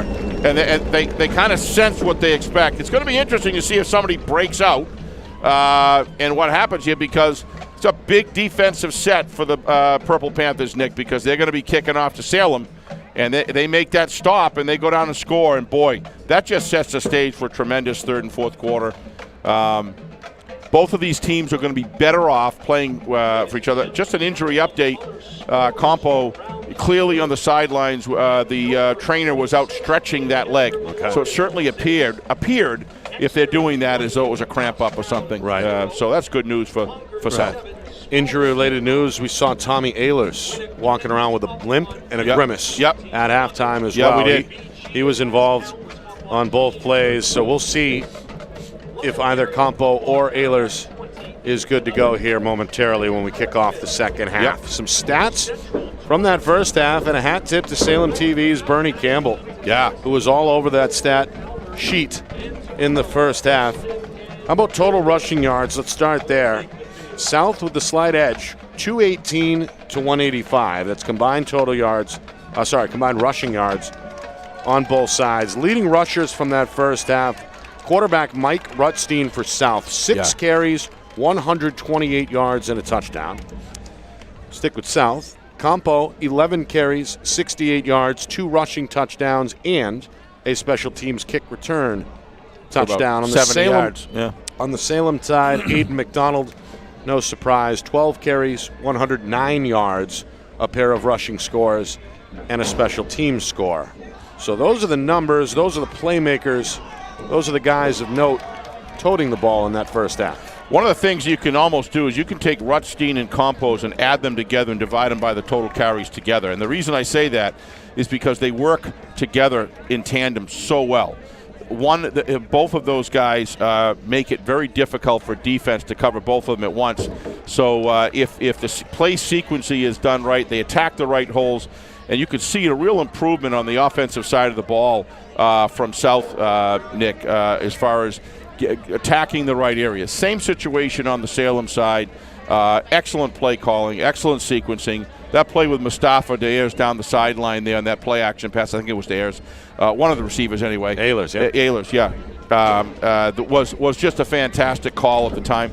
The only thing that I can say that really sticks out to me is that special teams kick to Campo. I was really shocked to see that. That's the one thing that I could say I'm sure that, I would imagine the coaches would like to have that one back. But it's not just Campo. It was terrific blocking by all the other 10 players on the field that opened up some of that running room. And boy, when that Campo gets going, he is something else. Big one last thing. Big surprise to me is quarterback Mike Rutstein. Rutstein, his running capability, that really impressed me. He goes up from a dial on a 6 to a 9. He's looking really solid. Other scores, Steve, on a busy Friday night here in Week 1. We'll start on the Seacoast. Winnicott and Bedford. Warriors 14, Bulldogs 7. Yeah, at halftime. It's a great Division I this year. Very right. broad. Let's stick with Nashua North with a 19-6 lead on the road at Alvern. Yeah, they're opening it up a little bit. Yep. Opening up a little bit. Same score, 19-6, Dover over Memorial. Yep. At halftime. Yep. We knew Dover was going to be good. Concord, a 7-0 lead over Spalding. Yep. Low-scoring affair. Yep. In the first half. BG, 13, Keene 6. Blackbirds trying to hang around. Yep. About midway. Is that a half too? Through that one. It was close to the half. Yep. Then we have a couple of shutouts, Steve. Portsmouth 20, Central 0. The Clippers, with their numbers back up, looking good in the first half. Was it 90-something players? Something like that. Yeah, it's a big team. And then here's the surprise. Uh-oh. Exeter 28, Goffstown 0. Yeah. Roger was talking the other day at the Jamboree when he came up to us. I think it was around the third quarter, if I'm not mistaken. Roger Brown from the New Hampshire Football Report. He was a little stymied when he was watching the BG Goffstown matchup and said that Goffstown seemed to be coming out kind of lethargic, and they were getting beaten to the ball and so on and so forth. And of course, that's a team that lost a lot from a year ago where they went to the championship game. It seemed like they had some stuff coming back, though. Yep. But I don't know if that's how good Exeter is. That's the other side, right? Right. Or is that a continuation of a struggling team? But anyway, boy, Nick, this is going to be a fun year this year. Yeah, it is. A lot of parity. A lot of parity, as we talked about. Yep. Exeter, always good. Again, rolling in that first half. We've got ourselves a barn burner here at Stello Stadium.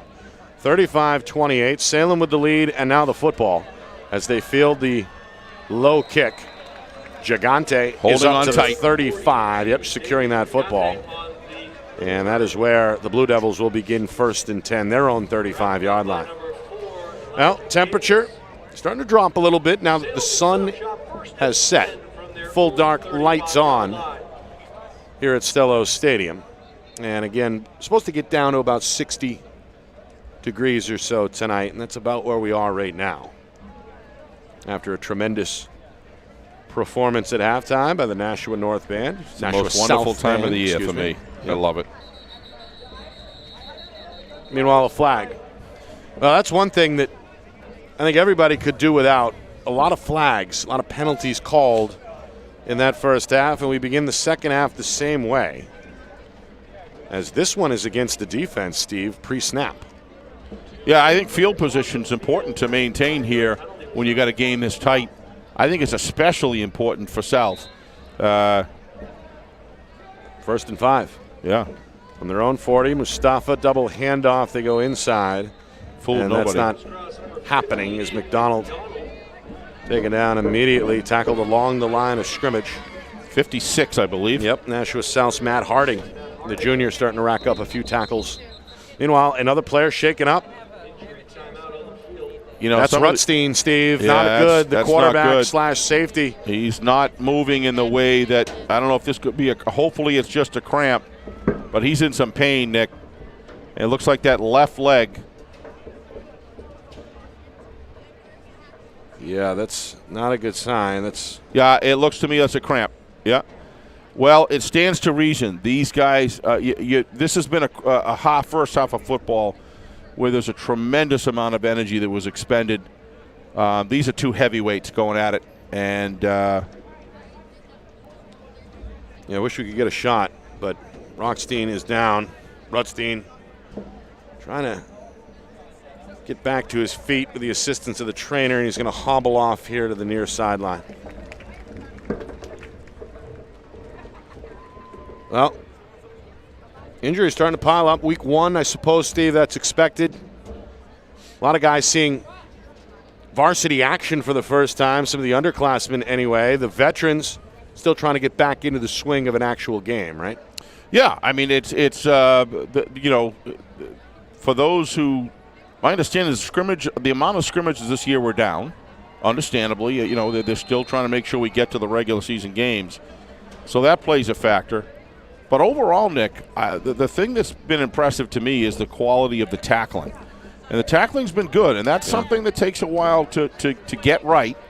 And the offense has some penalties, but McDonald. they got him. He's got the edge. On the outside, there's that got it. speed, and there he goes. Aiden McDonald. Touchdown number 1, 2, 3, 4. Less than a minute gone by, third quarter. Salem back out in front by 2 scores. Well, again, we said it all game, Nick, that off tackle has been a real struggle. I called that early. I could see it. There was too much of retreating going on with the defensive backfield. And I don't know if you noticed that the cornerback came up and he chose the inside lane, and he bit on the inside fake by McDonald. And then he accelerated outside and it was gone. He beat him. You could see he had the corner there. And this is a special athlete here. Great speed. Great turn on. Extra point try. Brady, who's been busy, and he's been good as well. 4 of 5 now after that one. 42. Yep. 28. Well, that definitely is exactly what Salem wanted. Boy, and I give this offensive, but you know what? Somebody's got to be up there calling the plays because they see things. And when you got a weapon like McDonald, you can do one or two things with him. You can use him right, or you could not use him right. And right now, the Salem offensive scheme is using McDonald in all the areas, and they're choosing the lanes and the points of attack where the defense is the weakest and he's the strongest. So kudos to the great gifts and the effort that McDonald puts in, but it's being supported by a whole cast. I mean, he has been outstanding. He wants a championship. So far, yeah. He's playing like I want this for my team. He's playing with a vengeance. As anybody we've seen, Steve. I mean, I know it's only one game, but 4 touchdowns, well over 150 yards already. He's going to be a weapon. The funny thing is also with him, well, you look at him, you see him fall down, you see him get tackled, you get thrown around, he comes up running, comes up bouncing up out of it. He's built tough and very durable player. And he's just as effective on defense. He's an incredible athlete. Very balanced. He can do anything. Bullet kick, handled by Abreu at the 15, across the 20, 25, makes a move right side to the 30. Nice cover. Ends up tackled down shy of the 35-yard line. A good return by Abreu, who's been busy in the return game for Nashua South. So 1st and 10. Now let's see about Rutstein, Steve. He's on the sideline right now. He's on his feet. Yeah, he's taking direction. So, but he is not. He's not out there. No, number 11 is out there. So it looks like we're going to go, or Coach Knight is going to go with Nathan Smith. But now Rutstein a late arrival to the party. A little gimpy, but Yep. And we mentioned Tommy Ehlers, not quite 100%. He was out there for a few of the snaps, but did not touch the football, has not touched the football yet. And I don't see him out there defensively either. So number 2 in white, not quite 100% for Salem. Meanwhile, 1st and 10 for South as they begin things at their own 35-yard line. Stretch run to Abreu. Flag on the play. Abreu turns the corner and makes his way up across the 40 to the 44-yard line, but this one may be coming back. I don't see big number 7 out there, Nick, either. He's on the sidelines here. It looks like he's next to the trainer. So hydrating. I don't know. Yeah, Campo having a conversation, it looks like, with the training staff on the South sidelines. Meanwhile, the flag is again against South, and that's become a problem for Coach Knight's squad, an illegal shift. So with 5 yards, the penalty, and now a 1st and 15 on the way with a minute gone by, third quarter.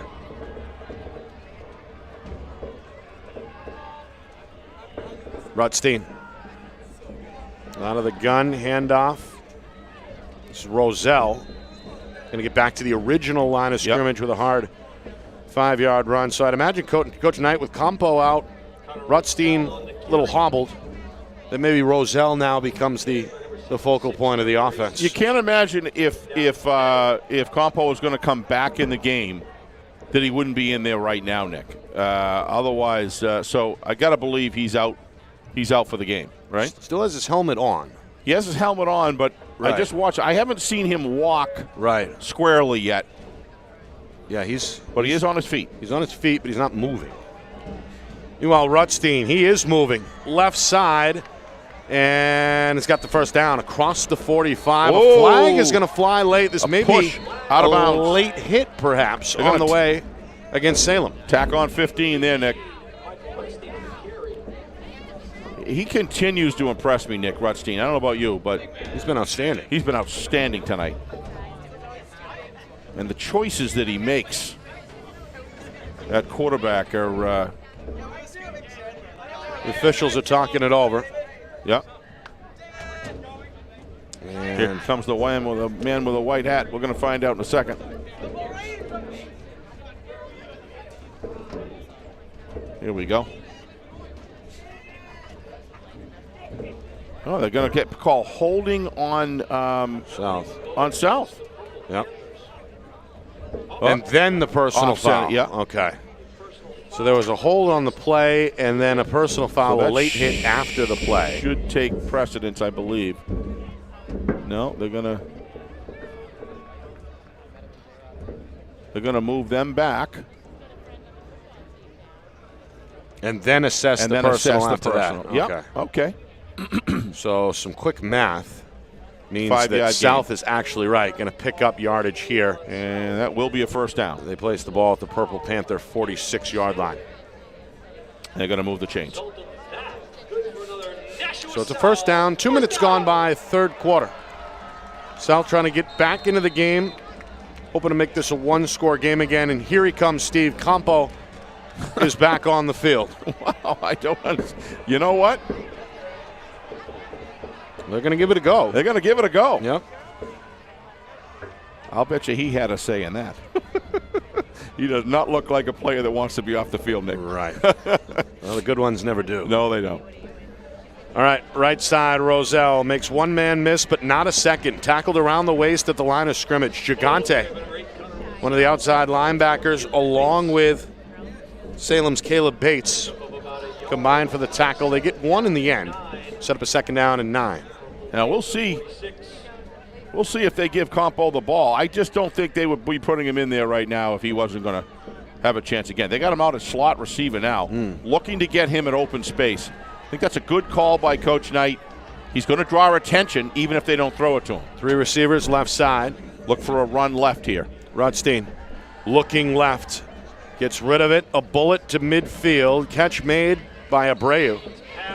Takes it down inside the Salem 48-yard line to set up a 3rd and medium. 3 minutes in, third quarter. I like that. 3rd and medium. Yeah. I can't claim credit for it, but third and medium. 3rd and 5, right? 3rd and 4, maybe. 3rd and a long 4. Kind of talking about moving the ball almost like the how well you cook a steak. I like that. Well, let's see if we can get to well done land, right? Right. All right. We got, two receivers to the strong side, the near side right. Rutstein's going to keep 2 running backs with him in the shotgun set. 4 down linemen for Salem. On 3rd and 4, handoff Roselle, right side. Not a whole lot of room. He's met at the line of scrimmage and dropped. That is an excellent stop by Jackson Daly. Yeah, assisted by McDonald. Great job pulling him back. Yeah, I think Daly stood him up, and then McDonald pulled him adding down. his strength right to the mix, and now a 4th down decision for Coach Knight. 4th and 3 with 4 minutes gone by, 3rd quarter. Well, it's over the 50, so you can never argue with a coach going after that. I think in this situation, Nick, you can't give it back to Salem. Yep. They fake the direct snap. They give it up the middle to Campo, and he bowls his way over left guard for the 1st down. Nice call by Coach Knight. I totally agree with that. Yeah. That was you can't give that back to Salem in that situation. You just can't do it. When you've got Campo. Executed well as well. Very well. And Campo looks. And who do they go behind? My good pal. Oh, on the left side, Brown. Right? Jimmy Brown. Yep. This Brown, guy gets it done. And again, Coach Knight really praised that group as a unit. A lot of experience. There's a couple 3-year starters in that mix. So guys bigger, faster, stronger. No, South has no line after problems. the offseason. No line problems whatsoever. They're proving that one. Nope. Rutstein to his right. Couple steps. The throw is dropped. Incomplete. Abreu with the defense breathing down his neck. Dropped that one off the fingertips. Incomplete. 2nd down and 10. Yeah, brought down by, it's getting dark here, Bates. Yeah, Bates has been. That's a nice defensive play. Been doing right well in coverage. Yes, he has. He made a play there. Starter last year, right? Yeah. Yeah. Yep. In the quarterback room, it's one of the weapons. Yep. Offensively, but he's really contributed tonight in that secondary. Coach Abrams said very unselfish player, willing to do whatever is needed. Rutstein nearly intercepted. On the spot. He read that one, flew into the backfield. 10 facing south. Nearly 5 minutes in. Nick, I'm getting steadily teased in this game by different types of toppings on it. I could smell the food for sure. And I'll tell you. Well, the line at halftime was around the corner. So I no wonder why. Abandoned that plan. But yeah, they're busy tonight. Lisa Gingras and company doing a great job hosting. Airing it out. Rutstein, too strong, out of bounds. He's got a gun. Got to manage it, but he's got a gun. Trying to hook up with Smith there on one-on-one. Is she the velocity on that ball? That was a bomb, yep, but incomplete. They're now 4th and 10. So 3 straight incompletions, Steve. Derails this drive. Are just not working for South tonight, Nick. They seem to be doing very well when they run the ball. They work off tackle. They run through the middle when it makes sense, when he can make that play call, and the short passes seem to function pretty well for him. But I don't think they've connected on a long pass all night tonight. Off the right foot of Logan McNulty. In the end, though, a little too strong of a bounce into the end zone for a touchback. So Salem will come back out at their own 3rd quarter. Blue Devils with the ball and a 14-point lead at 42-28. Yeah, South D's got to come up big here. Got to make the stop. And, the idea here, Nick, is to play to get within 7 points with minutes of the game. Hopefully get the ball back and be able to make this go. But Salem, they got to stop Salem here. Salem, I'm sure, is going to continue.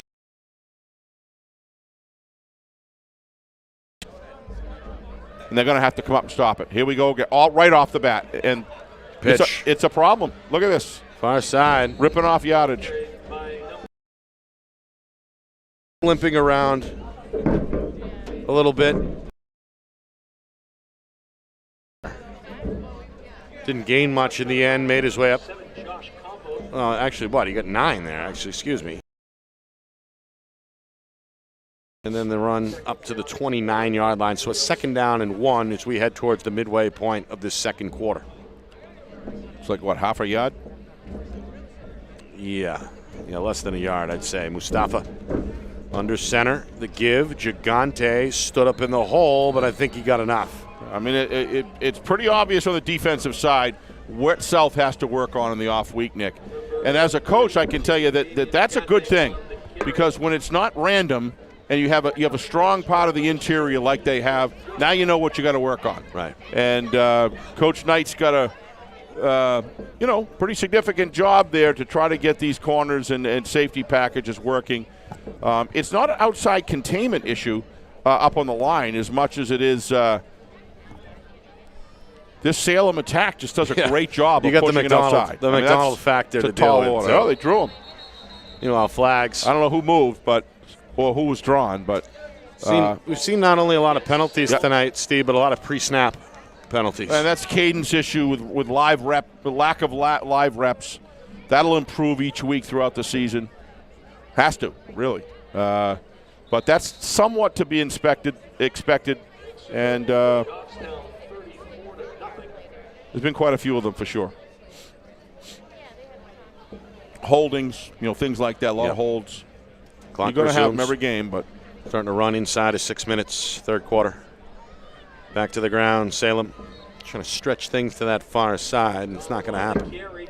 yeah, Mustafa does such a great job of. Was McDonald not for much there. Mustafa does a great job of holding his decoys to the whistle all the way to the whistle, looking to trick up a cornerback or a safety or a backside linebacker to chase the run rather than to chase him. Rutstein giving credit with the tackle. 4-yard gain, second down and 11. Mustafa rollout, keeper on the bootleg, down the sideline, first down to midfield, takes a hit. Upstairs by Campo, but not before a big pickup. Yeah, but over 20 on the ground. That was sold on the fake there, Nick. He just does I just got through saying he fakes the ball so well, and what does he do? He does he does a rollout reverse keeper, and he just played that to precision. And you saw what he did as soon as he made his pivot and his turn. What did he do? High gear immediately to win the edge, and he won it. And he turns upfield and accelerates on. He's just good. He's looked very comfortable tonight, very polished. It's the senior who's been getting snaps since his sophomore year, on and off. Under Coach Pike originally, and last couple of years under Coach Abraham. So they got a veteran leader under center, and he's got some talent behind him out of that Salem backfield as well, led by Aiden McDonald.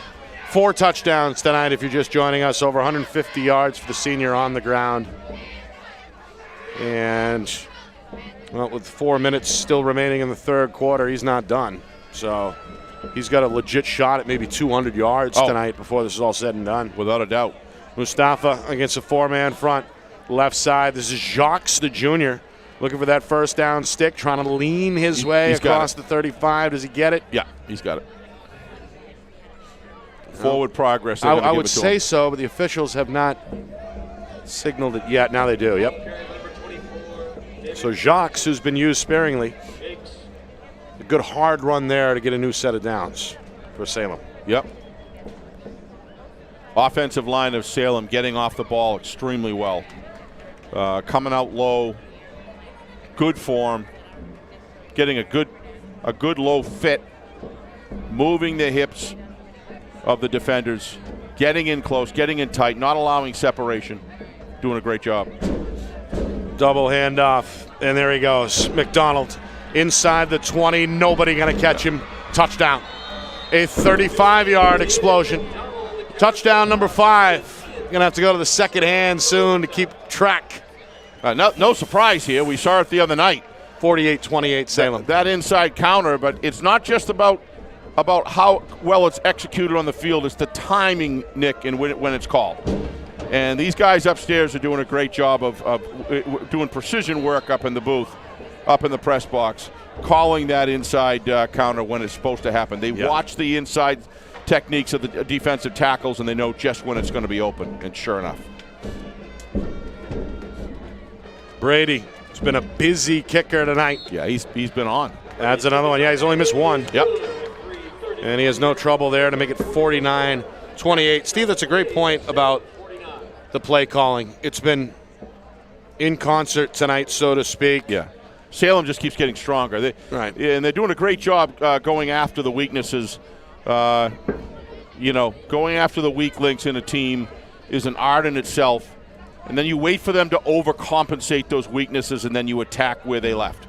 And that's been going on. And every single time the linebackers start overflowing one way, Nick, all three linebackers are chasing the man with the ball, and that opens up the counter with nobody left once they break through the line. And then you got some great linemen that execute very well, and there you have it, 7 points. So 49-28. But please remember, South, you got 28 points right now on what the number 1 rated team in the state as of right now. Right. And there's something to be said for that. This is more of a defensive breakdown on only one section of the defense, I dare say. The offense has been good with South. The defensive interior has been excellent with South. Let's not get. I mean, those linebackers leaving, chasing the outside edge, are because they have to. So they have to retreat their positions and abandon reading their keys and chasing the ball, and that's what opens up. You can talk X's and O's all day, Steve, but McDonald's just that good. He is. He's just blowing people up. He's just shredding game plans. Yeah, but there's a lot of great. He's just too fast and too good, to put it simply. Oh, there is. I agree with every bit of that. But there's a lot of great players that aren't used in a system correctly. Right. And this coaching staff is doing just. They know what they've got, and they know how to use it. And they're maximizing it. Right. Yes. Great point. All right, South not going to quit. And it's not just McDonald. Trailing by 21 for the first time. He's got that extra gear. I love it when you call that, Nick. Remember. He does. He's got the Harris Lopez. He might have an extra 2 gears. Yeah. He's been. Well, he looks like Harris Lopez when he accelerates around the corner. Exactly. Still, he's McDonald, but he's got the same effect. Right. I hope he has a great year down in Holy Cross this year. What a great kid. Great young man. Up the middle, Campo, another kid that's gone hard tonight. He's got 3 touchdowns of his own. He's got 15 on that first yard carry up the middle. Pretty obvious. I think Campo's leg cramp is back in order. Yeah. Good job by the therapist to get that back in order, because he's a load, I'll tell you. Yeah, he was on his way at halftime statistically. I think Coach Knight has got a lot of things out of it, and it's not over yet by any stretch. I'm not saying that. I mean, Campo's approaching 100 yards himself. He had and he's got 68 at halftime on 11 carries. 2 weapons in Rutstein over the middle, and almost intercepted. Gigante had it in his hands. Yeah. The linebacker looks skyward in frustration. South catches a break there, 2nd and 10. Yeah, Rutstein never looked at anybody else. He looked at him from the time he left the line, Nick, and you can't do that. You've got to scan your receivers and then come back to them. Otherwise, they're going to key right in. That's exactly what happened. Very fortunate for South that there wasn't an interception and a 20-yard run back. 2nd down and 10. But he's got to look off his primary receiver for just a second, at least when they come off the line. He looked at him the second that the ball was snapped, and that's just a good defense going to pick that up. Stretch run. Roselle, not much. Lowered the shoulder to pick up an extra yard at the end, but not a whole lot of room on that left edge. And now another player is shaken up for Nashua South. I hope that's not. It's not Campo. No, I think it's number 8, I believe. Is it Roselle, the ball carrier? I think it's Roselle, and he's looks like he's in some pain. These kids have worked all year long. It's the nature of this game. It's so important to take. He's saying whatever it is. A lot of lower body injuries tonight. Yeah. That may or may not be related again to getting acclimated to 4 quarters of full speed football. Well, just like Bedford and Salem last week, the hitting in this game is this is all out football right here. All out football. So they're going to take a moment. Looks like his Roselle's okay. His upper thigh and hip, Nick, on the left side. That's what looks like what they're doing. Again, he was praised last night when we spoke with Coach Knight on FNL Gridiron. Said he's possibly the best all-around football player in the program. Doesn't get it nearly enough praise as he feels he deserves. Who's that? Roselle. Roselle, yeah. Who's down here injured, but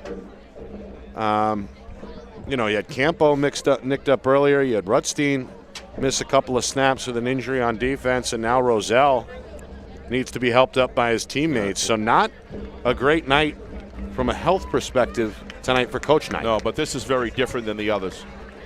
There's something here that's that when that he's not even moving. He can't plant any weight whatsoever. Yeah, on that left side, and State over 26, Manchester Memorial 6, Exeter 34, Goffstown 7, Concord 14, Spalding 0. Meanwhile, Concord, some out-of-town scores, expanding their lead to 14-0. Londonderry, the first winner of the year, Steve. They beat Merrimack tonight 35-6. That's a final. North still holding a 19-6 lead at Alvern. What was that first game? I didn't hear that. Say again. Londonderry beat Merrimack tonight, and Concord now has a 2-touchdown lead up north over Spalding. Spalding, yep. Okay. No change from those other scores earlier. Meanwhile, 2 minutes remaining, third quarter now. Rutstein fires it incomplete, trying to hook up with Smith. Good coverage by Bealey, who has an interception tonight. Bealey got his right hand on that one to knock it away and set up now a 4th and long. What was the score of the Londonderry game that you had? 35-6. That's a final. Wow. So they had and that was over whom? No trouble with Merrimack tonight. Yeah, so I'll listen to Coach Lozon talk about rebuilding. Yeah, that's a quick rebuild. That's a heck of a job rebuilding. Right. Yeah. Must have had a whole crew in there to rebuild. Right. Oh, gotta love Coach Lozon. I have a feeling Londonderry would be just fine. Yeah, I do too. Here's a very low snap, took a bounce, but again recovered well, and then McNulty lets off a good one. Going to take another south bounce inside the 30. Yeah, that before it's doesn't whistled down at the Salem 28-yard line with 2 minutes to go here in the third. That doesn't look good on the for number 8. I hope. Yeah, that's Roselle getting stretched out. Yeah, but that's not a cramp. Yeah, it's unfortunate, and hopefully just temporary. Meanwhile, Salem had a 7-point lead at halftime. They've scored 14 unanswered in this third quarter and are currently enjoying their largest lead with just outside of 2 minutes to go. Well, every time in the third, 49-28. As we talked about earlier, every time that South tries to compensate for the outside off tackle weakness, they make them pay. Yep. Well, no games here right up the middle. That's Jacques, his longest run of the night. It goes for 14 yards. Coach Abraham speaks very highly of him as well. And now somebody else is down. Yeah, they're dropping like flies now. Is that Campo? Oh, boy. I think it is, Steve. I think it is, yeah. Remember, he was playing injured, basically left late in the second quarter. There's somebody else being carried off with a lower body injury. Number 56. Yeah, and that's one of their better defenders in Matt Harding. Yep. So the injuries really starting to take their toll on the south sideline. Yeah, it looks to me like it's that same right leg cramp with Campo. So that's what it appears to be. I'm not sure I would put him back on the field, Nick, at this point. No. To be honest with you, because not down 21. No. And there's another score for you, Steve. BG starting to open it up over Keene, 34-13 late in the third. Yeah, BG looked awful good the other night. It certainly so far appears as though BG's strength was just not an aberration just because of the jamboree. And I think Tom King had said last night, you got to be careful of that jamboree, and Tom's right on about that. I mean, sometimes a jamboree is not indicative of the strength of a team the next week, but those are strong numbers put out by BG there. So it looks like they're back. They got a line. Meanwhile, things tightening up in Hudson as North's lead has been trimmed to 19-13 over Alvern. Got a game going on there. Still some time there as well, just midway through the third. All right, Campo, good sign here. Yep, he's cramped up. He's under his own power, but I'd get him off the field for the night. He's limping pretty heavily, yeah. It's 49-28 against the #1 rated team in the state. South has impressed me, Nick. I don't care what the score is. South has impressed me. They've just got some areas they need to tighten up on D. But if they can get healthy and Mustafa, good fake, keeps it himself, and the quarterback has a first down. I'd start. If I was Salem, you get another 5 or 6 minutes, and I was Salem, I'd start getting some key guys out of the game too, Nick. I think they need another score first. That's what I mean. They're working the ball down the field. If that happens, at that point, give an opportunity for some of these other guys to get some varsity time. I think McDonald wants number 6. Yeah. I don't think McDonald's ever going to be satisfied, and that's what makes him great. I'd like to know what the record is. I don't know. He was. The NFL record is Gale Sayers with 6, I believe. Oh, don't talk about my and Alvin Kamara, who did it on Christmas Day last year. Favorite running back of all times. I knew that. That's why I threw that in there. Yeah, I mean, I know we see. I'm not sure on that, but I think it's 6, and I think it's Sayers and Kamara who share that. I mean, if he could have just had a long career, would have been the numbers that man would have put up was just unbelievable. Inside of a minute now, third quarter, another straight up the field dive. Also like Gale Sayers for who he was as a person as well. Fine man. You know, in an era where there were challenges. Absolutely. At that time. And he stood tall. Same with Jim Brown. Yeah, Jim Brown. All right, here's Jacques. Touchdown. Wow. He's going to go untouched from 30. Speed himself there, Nick. Yeah, again, only a junior. So Jacques. The dignity in which Jim Brown has carried himself is an inspiration for any man to follow. Yeah. I've watched him over the last decade, even as a not an elder man, but certainly an old man. Yeah. But does it with such grace and unity. Just a guy who can talk to anybody. Who can talk to anyone. Right. Absolutely. And looks at all people for the content of their character. Exactly.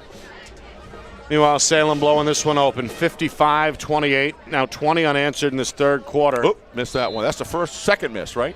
Second miss of the game for Brady. Is that so? That line driver was no good. You got to wonder, are they going to start pulling? I mean, to me, I would get those key players out of there, give an opportunity.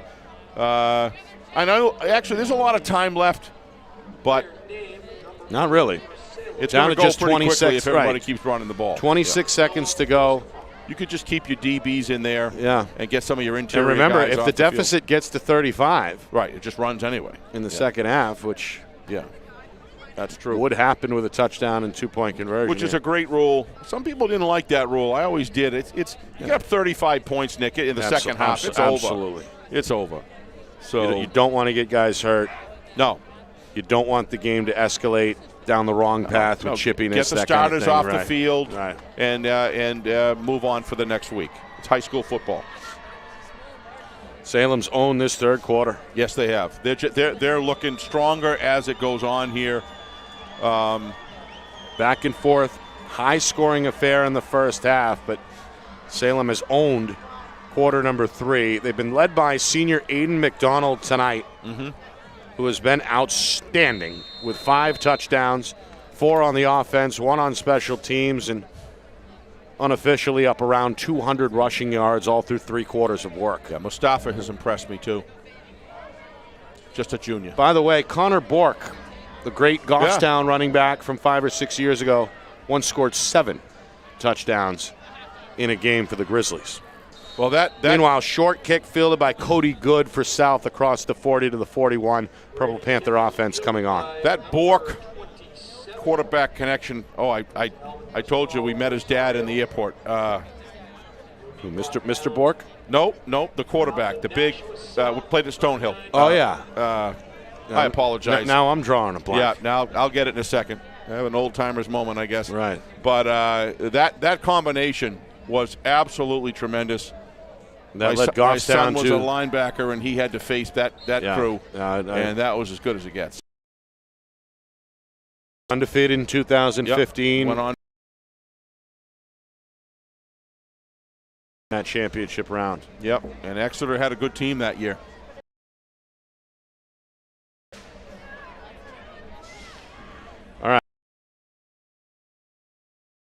remaining in this third quarter. South our sideline right now.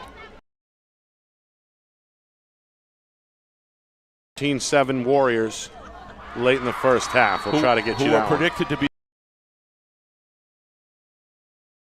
Meanwhile, this is Abreu up the middle, and yet another player slow to get to his feet. Standing. Yeah, that's Roselle on the sideline. Roselle on the sideline. That is a very good. Two legs, Nick. Yeah. So that's Neither one has their helmet on. I don't think they're coming.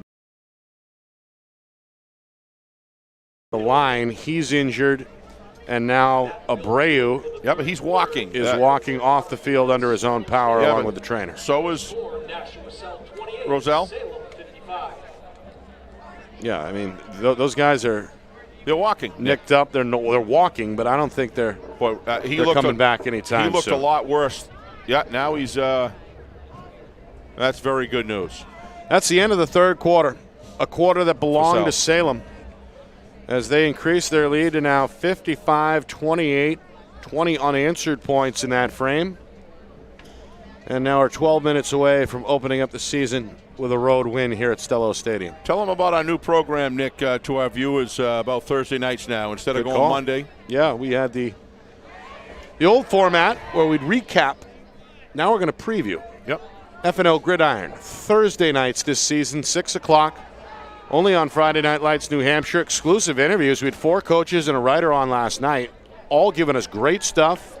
Exclusive content you won't hear anywhere else. It's a great way. We have video call-in now. Right, so you can Yep. see the faces of the Yep. guests, see your lovely face, Well, and get yourself jacked up for the weekend. you know how sometimes on a birthday you feel like you've aged less than a year? I think after looking at that last night, I think I probably aged 16 months this past year. So, Right. a lot going on, brother. Fourth Good stuff, quarter though. begins. Speaking Good of stuff. birthdays, happy birthday to my father. Today's his 64th. Happy birthday, Mr. Anastas. Yep. Thank you for you and Mrs. having this great son of yours, who I get so much enjoyment and look forward to working with. Meanwhile, Steve, another injury for South. This is Nick's going to this be is getting modest. hard to watch. Nick's going to get modest, Mr. and Mrs. Anastas, and get right off that. And that's how you brought him up, and that's good. But we're very, very proud and feel very fortunate to have Nick as a partner with us, an owner of Friday Night Lights, New Hampshire. Feelings And, mutual for sure. I just really enjoy working with him.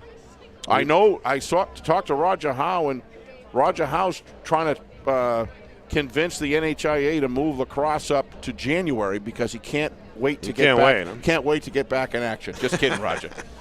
And Coach Cameron, great supporter of ours, with the lacrosse show and all that he brings to Friday Night Lights, we thank you for that too. A very successful lacrosse season. It's a big Extremely. family. It's It a is. big expanding family.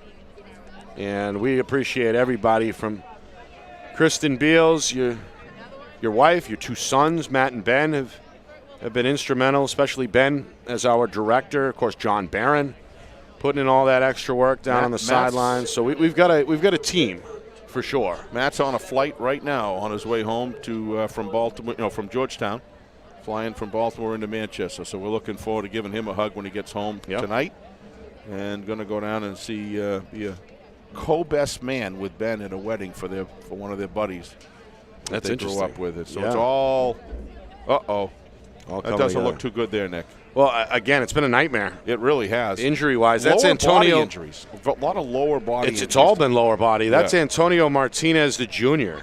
He's been a good solid.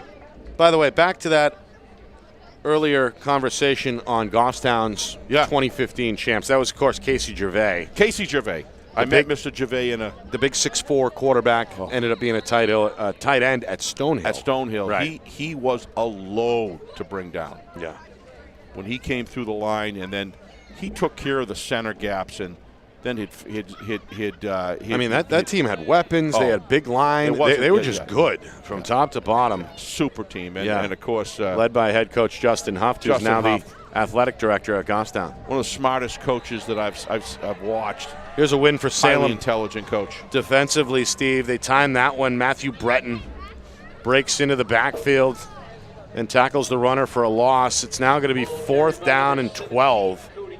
So most likely a punt situation here for Nashua South a minute into this fourth quarter. Salem's still a commanding 55-28 lead. Look, they gave these guys a very solid effort for 2.5 quarters, and then South is just proving this. South is proving that they are a very good football team. They're going to have a winning record, Nick. As long as they stay healthy, I got to believe they're going to have it. They're going to be able to continue to improve, and they're going to win games this year. But Salem has also at the same time proved why they're rated number 1 at this current time. Kick off the right foot of McNulty.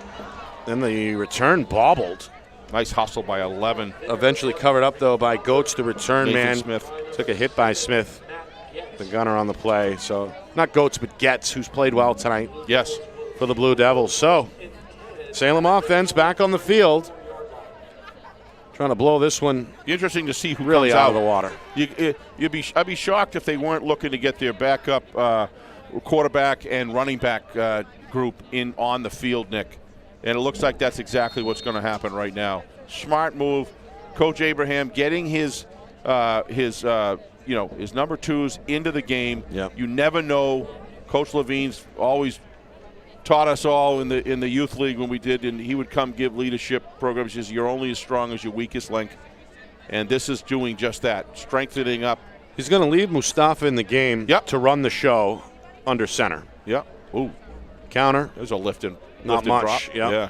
Good stop. You know who's played well tonight is Cody Good. Yes, he has. Number 17, the junior. Starting to rack up some tackles, showing an instinct out there. Not quitting, of course. I think this is a time where coaches really pay attention, especially if you're on the wrong side of a lopsided score. You want to see who's still going hard. Yep. Despite what's going on the scoreboard. Yep, and you also want to get some of these guys who are going to come in case of an injury, some starting opportunities to get in and get some reps. Get some in these experience, games. right? So, there's a few guys out there now. We got to look at Justice Casado, one of the junior running backs here. He's lined up at wing back.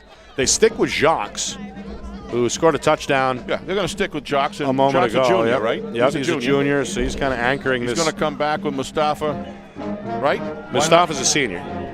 I thought Mustafa's a junior. No, he's a senior. We saw him 2 years ago as a sophomore down in Haverhill. Yeah, in my head, my thick head, I got him as a freshman when he came into that game, and I remember I said that the other night. Yeah. And I got to remember, he's a senior now, but boy. He's looked like a senior tonight. He sure has. Plays with poise. He's played well, and now Stevie's out of the game. Yep. So as we give him props, now there is a sophomore quarterback, and Nolan Lumley has taken over. Handoff here, won't go for much. That's Casado. Always love this in high school football. I know a lot of people don't. Now a 4th down. But I love a young quarterback especially, Nick, that when they come off the field and they correspond each time with a coach, gives a coach an opportunity to build a rapport and, check out how they're feeling. You're all right. You know, how you feeling? Call the play. Don't forget to do this. Hand the ball off into the basket. It's all these things. Don't developing that relationship. Developing that relationship. Coach Billy Ball does a phenomenal job with quarterbacks. Coach O'Reilly, these guys have been doing it for so long. By the way, timeout Salem. First timeout either way in this second half. Boy, talking to, while we're doing the timeout, Nick, talking to Coach Knight last night, to see all the different things that his son Trevor is doing to work with the youth in New Hampshire was very, very enjoyable to hear. Really engaged and understood that he was picked up with some coaching with Kip Jackson. I didn't know that. Over at Merrimack, I don't blame Kip at all. Yeah, I mean, Trevor Knight, fantastic. What to your point, what he's been able to do with these camps, private workouts, really impacting programs across the state, quarterbacks across the state, giving back, kind of exercising that coaching knack that obviously runs in the family. Yep. So it would not surprise me at some point if he becomes an official coach at some capacity somewhere very soon. This one I would agree. is out of bounds. as the punt off the right foot of the punter slash kicker, Josh Brady, who's been busy tonight, as we mentioned, on the extra point tries. Not very busy with the punts. Nope. Salem has not had to punt often tonight. This one, again, marked out of bounds, shy of the 40. South will take over 1st and 10 from their own 38-yard line with nearly 4 minutes gone by in this fourth quarter. What a stadium this is. We say it every time we're here. A great place to watch a game. Yeah. It just changed. Without a track around it, you're just so much closer to the action. Was there a track? Huh? Back in the day, there was a track around it? I don't remember that. No, I said without a track here, right. meaning a field without a track. Up the middle. First carry for South's Tanner Pulaski. So sophomore in the game now for Is South. Mrs. Anastas got a big cake for Pop or what? She better. She better, yeah. Because we'll be going down there this weekend. So, How old is Dad? 64. 64. Wow. My dad is going to be 90. Wow. January 5th. There you go. 90. Just talked to him this morning and 90 years young, right? claims he's living to 105. I said, go for it. Shotgun snap. Roll out right side. New quarterback, too, Steve. The junior Andrew McKay. Not going to get much. Maybe a yard, 3rd down. And about 7 on the way here. That clock ticking. Nearly 5 minutes in now, fourth quarter. Well, South. I like South. I like them, too. 28 points against Salem. In the first half. Been shut out here in the second half. They've succumbed to a lot of injuries. 4 starters that I can count have gone down tonight and have not returned. Those are giving everything you got and then some injuries, Nick, Yeah. most of those things. Yeah. They're just Absolutely. giving all out. And 4 receivers set on 3rd and 8. McCabe on the rollout, floats one to Good. Good the catch, hit immediately at the 40, leans his way up to the 42-yard line. Good convergence as Casado comes flying in for Salem to help make the tackle along with Mason Dudley. So it's punt time again, or will Coach Knight go for it here on 4th and medium in his own end? hey, for those people out there that like our broadcast, want to subscribe. Yeah. We're on YouTube, FNL NH Media, the channel. Again, free to subscribe, and you're notified the rest of the way so you don't miss a broadcast all fall, and we'll be busy Friday night, Saturday afternoon, and, of course, the preview show, FNL Gridiron, Thursday nights to get it all started as well. So hit the subscribe button. We're on YouTube again at FNL NH Media. Hit that bell icon. The bell icon, right? Yep. Get all the notifications right on That your you need, right? Yep. All right, so first down, Salem, as we're at the midway point now here in the fourth quarter. And I think to your point, Steve, both coaches recognizing the situation for what it is, starting to get the twos in there. I mean, your Coach Knight's got a lot to go home with tonight, even though he's not going to win. They're not going to win the game tonight. A lot to go home with, and I don't know about you. I think that they're very strong in pretty much every phase except the defensive secondary needs some work. And how to, but I'll tell you, when you come out and play Salem, and you got McDonald, right, and you've got Mustafa pushing the edge like that with the rest of the crew. McDonald 5 touchdowns tonight, nearly 200 yards on the ground. Wow. How about this one? This is Joe Picarillo, sophomore down the sideline, and he is gone for another Salem touchdown. And he is amped. Wow. Picarillo. Did you see his stride? Running like a gazelle down that far sideline. It goes for what? Nearly 70. And Salem, if this is now threatening to make this a running clock here. Is what's indicative of Salem's future? It isn't just this year that Salem's going to be strong. Boy, that's a good-looking run right there. 61-28. They're going to go for 1, Steve. Yep. Which means we're going to have a stop clock either way. Yep. The 2-point conversion would have pushed the lead to 35 points, which would have kicked in that running clock. But Coach Abraham not going to have it. Instead, another extra point try. Conversion, yep. Right down the middle. Any for update Josh that Brady. Bedford win a Connaught? You got me on the edge here, Nick. Well, now you're going to have to wait till after the game. All right. Now, if I said nothing, would I have known it? If you said nothing, then maybe I would have given you a treat. But Gee whiz. you gotta, no, I don't know what the score. We're gonna have to check with our guys in the booth. Yeah. At the end of the game, we'll Wrap it up. We'll see if we can work it There's into some the other postgame. matchups too. Interested lot of in hearing matchups. as well. Yeah. Again, North and Auburn, just a 1 touchdown difference Yep. there in the second half. Is it 19-13? Is that right? 19-13, I believe, at Yeah. last look. So a few games to get to. Londonderry a blowout win tonight over Merrimack. Exeter on their way, 34-0 over Goffstown. Concord proving that they're, Spalding's supposed to be an improved team this year. And, Yep. And sounds like Concord was led ahead by 10 points, 12 points, something like It was that. 14-0 in the third, and then again, Bedford had been trailing Winnicott.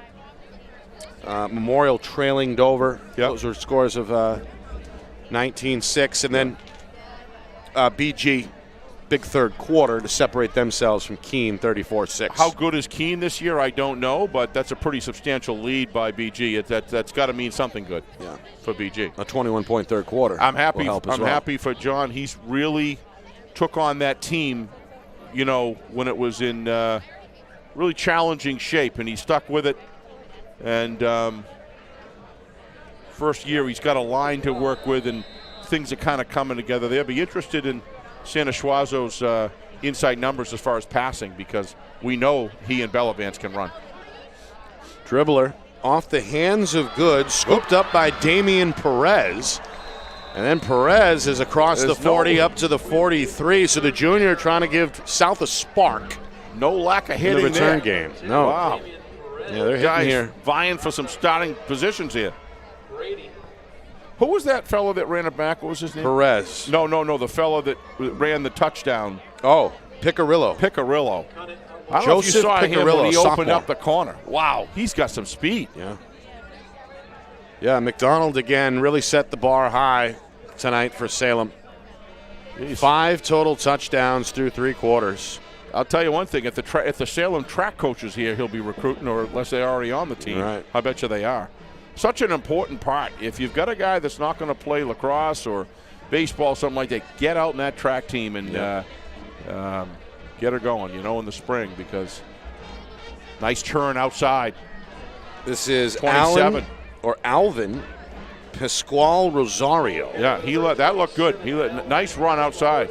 It's a first carry for the junior, and he almost Broke it. picked up the first down. He gets 9 in the end to set up a second down and 1. We're past the midway point now, fourth quarter. Jeez, I'm really turning into a Nancy with the cool weather, Nick. I can't believe it. It's But a little chilly for you? a little chilly, yeah. Yeah. I should have brought my my Liberty University jacket. It keeps me warm. Here's Perez on the spin left side. He's got a first down. Remember the semifinals game against North here that Salem came in and took on North last year? That was cold. Yep. Remember that? Yep. Yeah, plus we're up at the top of the bleacher, a little windier up Good here. wind flow up here. Yep. Yeah, you could put a windmill up here and probably draw Generate some pretty some good, power, generate right? some power for the lights here.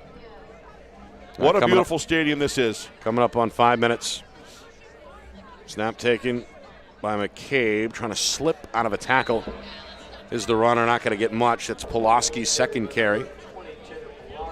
Spun down in the backfield. Pretty good play by, again, Mason Dudley. He's played well up front. Was that Dudley? No, that was Artur Pagetri. Pagetri, one of the backup D linemen, the senior, getting in there and making a play at the line of scrimmage. Getting deep into the lineup here. Yeah, on both sides. Shotgun snap. McCabe calls his own number Nice left turn. side, tries to cut it upfield. Not going to get much. Don't want to stand straight up like that, Nick. You want to maintain that forward lead with the legs driving. Tackled by to avert injury, to get pulled down the wrong direction. Braden Fleming, junior linebacker on the tackle, and now a third down and long.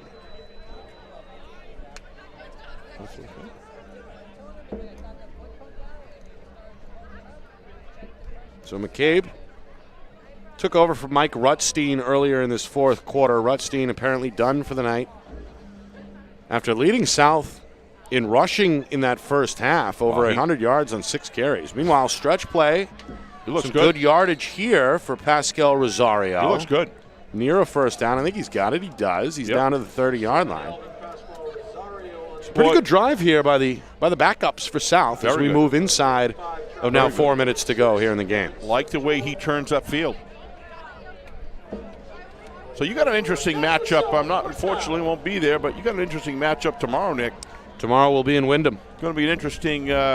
Pinkerton at Wyndham. That's a 1:30 start. Snap taken off the ground. Perez on a stretch near side is going to be hit and knocked down.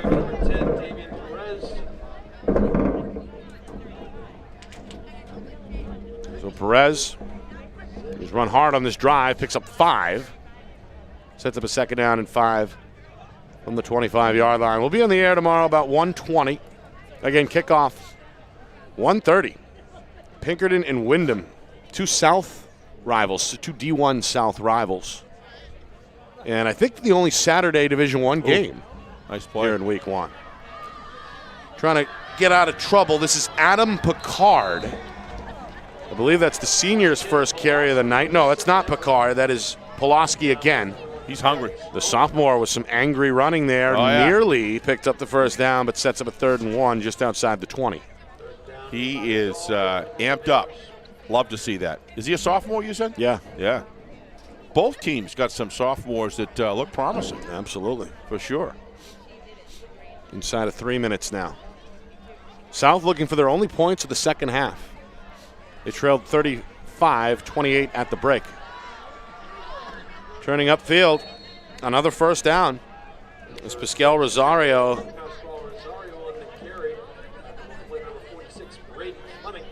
Fleming, another stop for Salem.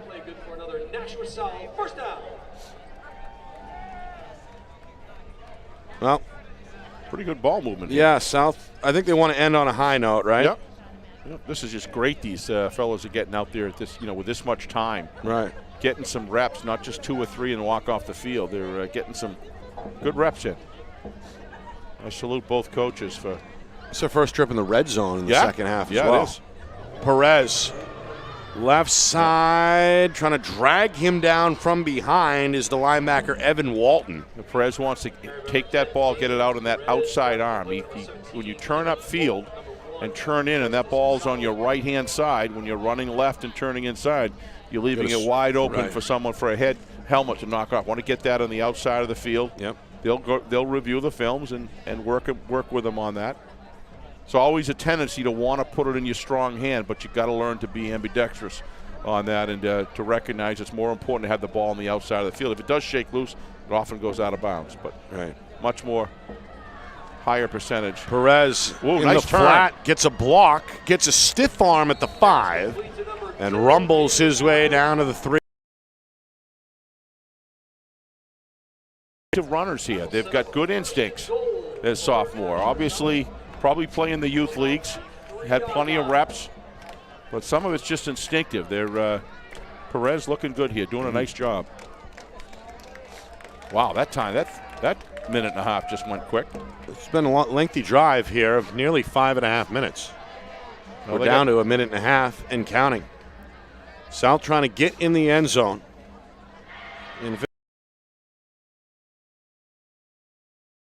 It's on the half-yard line. Yeah, shy of that goal line. They got plenty of time to get 2 plays in. So it's second and third and another stop by Pajitri. Officials timeout. There's an injury. Injury there. Number 46, I believe. Yep. From Salem, whoever that is. Yeah, that's Braden Fleming. Fleming, yeah. Starting to rack up some tackles. Yep. But yeah, he's down. Again, the injury bug biting hard tonight, especially for Nashua South, where they've lost 4 players tonight. Happens there's no question, full expenditure of effort on both sides here. All the players in the game. The first half, I dare say, that some real Division I high school hitting, Nick. A lot of pride in both programs. A lot of points. Yes. In that first half. Salem a 35-28 lead at halftime. Aiden McDonald, a couple of rushing touchdowns through the first 2 quarters. Also had an 86-yard touchdown return. And South's Campo also looked good. I mean, Josh Campo scored a touchdown on the opening drive. Yep. Scored another one on the ground and then another in special teams. Special He teams. had 3 to his credit tonight before leaving the game early with an apparent lower leg injury. I think he's okay. And then a big second half, big third quarter for Salem, again sparked by McDonald. 2 more touchdowns. Finishes up tonight with 5 total and nearly 200 yards on the ground. Right now, Salem is clearly the better team. That's why they pulled away in the third quarter, and that's what better teams do. Is South been able to hang around very effectively, I thought, in the first half and about a third of the way in the third quarter. Then you could feel the distancing happening with the team that's just stronger right now. I think South can continue to improve. I think they will. And if they can get, if everybody's a little banged up, but if they're healthy next week, watch this team put some serious points up on the board. Second and goal. Rutstein really impressed me as well. Especially Second the and first goal with McCabe trying to pull that low snap off the ground, and the handoff is up the middle for the touchdown. That's Alvin Pascal Rosario. And finally giving these home fans, this student section, something to cheer about as they stomp the aluminum bleachers. Some of the videos here in the end zone is pretty on this new board they got a couple years ago. Not new anymore, but it's pretty active tonight. Still new to us. Yeah, pretty active tonight. A lot of different content. Yeah, a lot of graphics. And yeah, something always attractive for the younger kids in the audience, I think. All right, they're going to go for 2, and why not? Why not? Still trailing big here, 62-34 with 1:03 to go. Handoff Perez, left side, takes a hit. They got it. Brings a man with him. The 2-point conversion is good. Perez, a hard piece of running. Brought the defender Gavin Simone with him across the goal line for 2 to make it 62-36. Band sounding good. Yeah.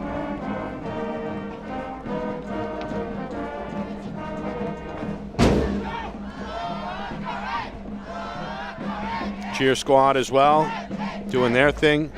Both squads here. That's right, Salem's cheerleaders as well. Are on the far side. This is like going back to the old traditional days, Nick. It's good to see. Yeah, again, that was really the missing piece last year. The abbreviated schedule due to the COVID-19 situation. Very good. Really no fans in the stands at all. No students, no visiting parents. But back to normal in 2021 as we kick off this season. But when you listen tonight. on Gridiron last night, we listened to all the coaches in their own way talked about, well, certainly 3 of them talked about the concern that there wasn't around August and end of July that all of them were the opinion that there wasn't even going to be a season. Last year, yeah. Not even a season. Yeah. And like Massachusetts. Yeah. But yeah, kudos for making it work. Yeah. And giving these kids a championship. And these kids will never forget it. Handled well. That's Walton. 17. Walton 17. Yep. Made a good play there. And I'd imagine the only thing on the agenda now for Steve Abraham is to run out the final 63 seconds. Yeah. So I expect he will. Coming up after the game, a full rundown of the scoreboard. We'll see if we can get some stats. We know McDonald is up around 200 yards. It's got to be 170 plus. He has to be. Yeah, at least. And of course, that's in 3 quarters because pretty much the whole fourth quarter has been this. Right. So that's he had 109 pretty good production. He had 109 at half and then ripped off a 50-yarder. Yeah. So he has not played in this fourth quarter due to the large Salem lead. So 62-36 with 1:03 to go. They're just going to keep it inside, I think. Trying to bounce it outside. Not going to happen, and a flag is thrown. Oh, wow. That's Brody McDonald. Not Aiden McDonald, but Brody McDonald. The official feels the need to throw a flag here. Don't really get that, but with 55 seconds remaining, it's a hold against Salem. Penalties played a role tonight, I think. Coach Knight would agree that harmed his team a little bit. Yeah, that actually harmed them early because they had some chances early on. I think there were 3 drives, Nick, that the penalties, really? 3 drives in the first half that hurt South. Yeah, really got derailed. Yeah, I think South's ceiling is even higher than what they're playing right now, and I think they're a good football team now. But I think they've got some tools. I think throughout the weeks, we'll be very interested to tune in and get the numbers from you, Nick, during these next couple of weeks about what South's outcome of some of these games are, because we'll keep an eye on. I think they're going to do well. For sure. I think they're going to do well. Yep. You know. Final 25 seconds. Now the coordinator's starting to leave the booth, so I think we're just about done. Maybe one more play here, down to 15 seconds. But what a night. Coach Abraham's got to be very pleased for with his coaches. staff. Salem Blue Devils, they looked impressive on their way to a 62-36 final score victory. A little chanting going across the field over there. Done with class, though. They have a reason to be happy. So that's it. Coach Abraham's got to be very pleased with his coaching unit as well, because you could see the coordination going back and forth, adjustments on the field from him all the way down to the spotters. And they done a very, very good job. Same with Coach Knight's team. To me, they're a little bit behind as far as with the penalties and things of that nature. But you watch the next 2 or 3 weeks when they start getting reps. Well,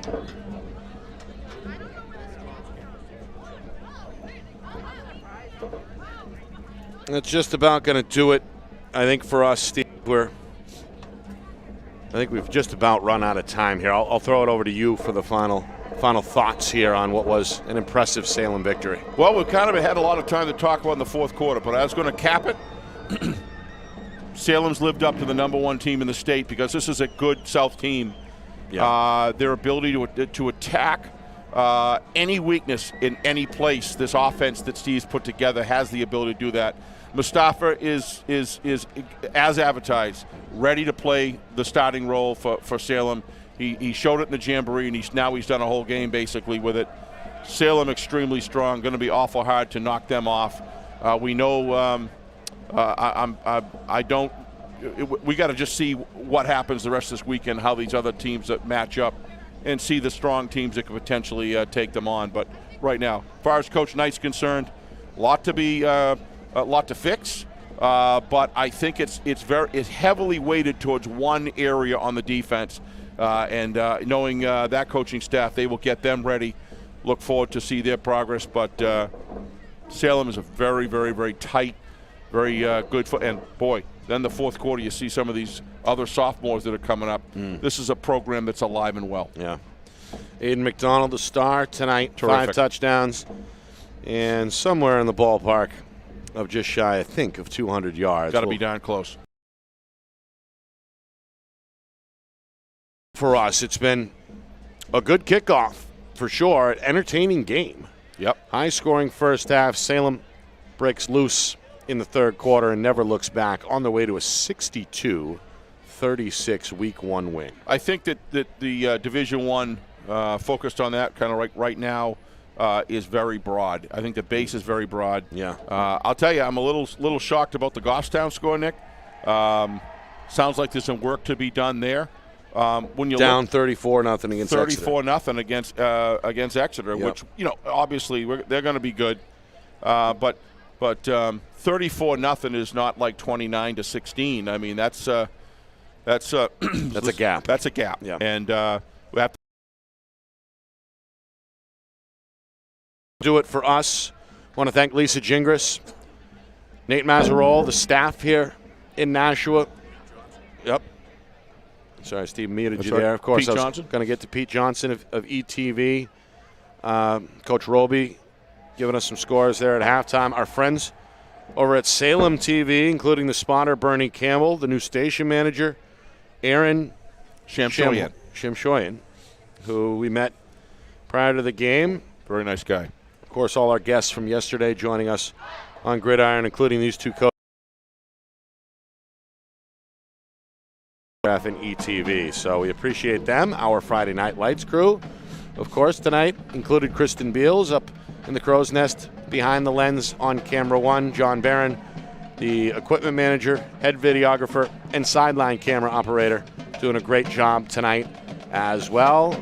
We'll get Ben back next week once he returns from Springfield. I will miss you, my friend, tomorrow. I will miss you too. I was missed the game as well. Watching, really looking for. Love calling both Wyndham and Pinkerton, Nick, with you. Yeah. They're just two great programs. I have a feeling we'll see him again. I think you're going to see him again as well. I think we will. I agree. We'll be on the air at 1:30 tomorrow. And happy birthday, Mr. Onassis. Yes, and it's my aunt. All right.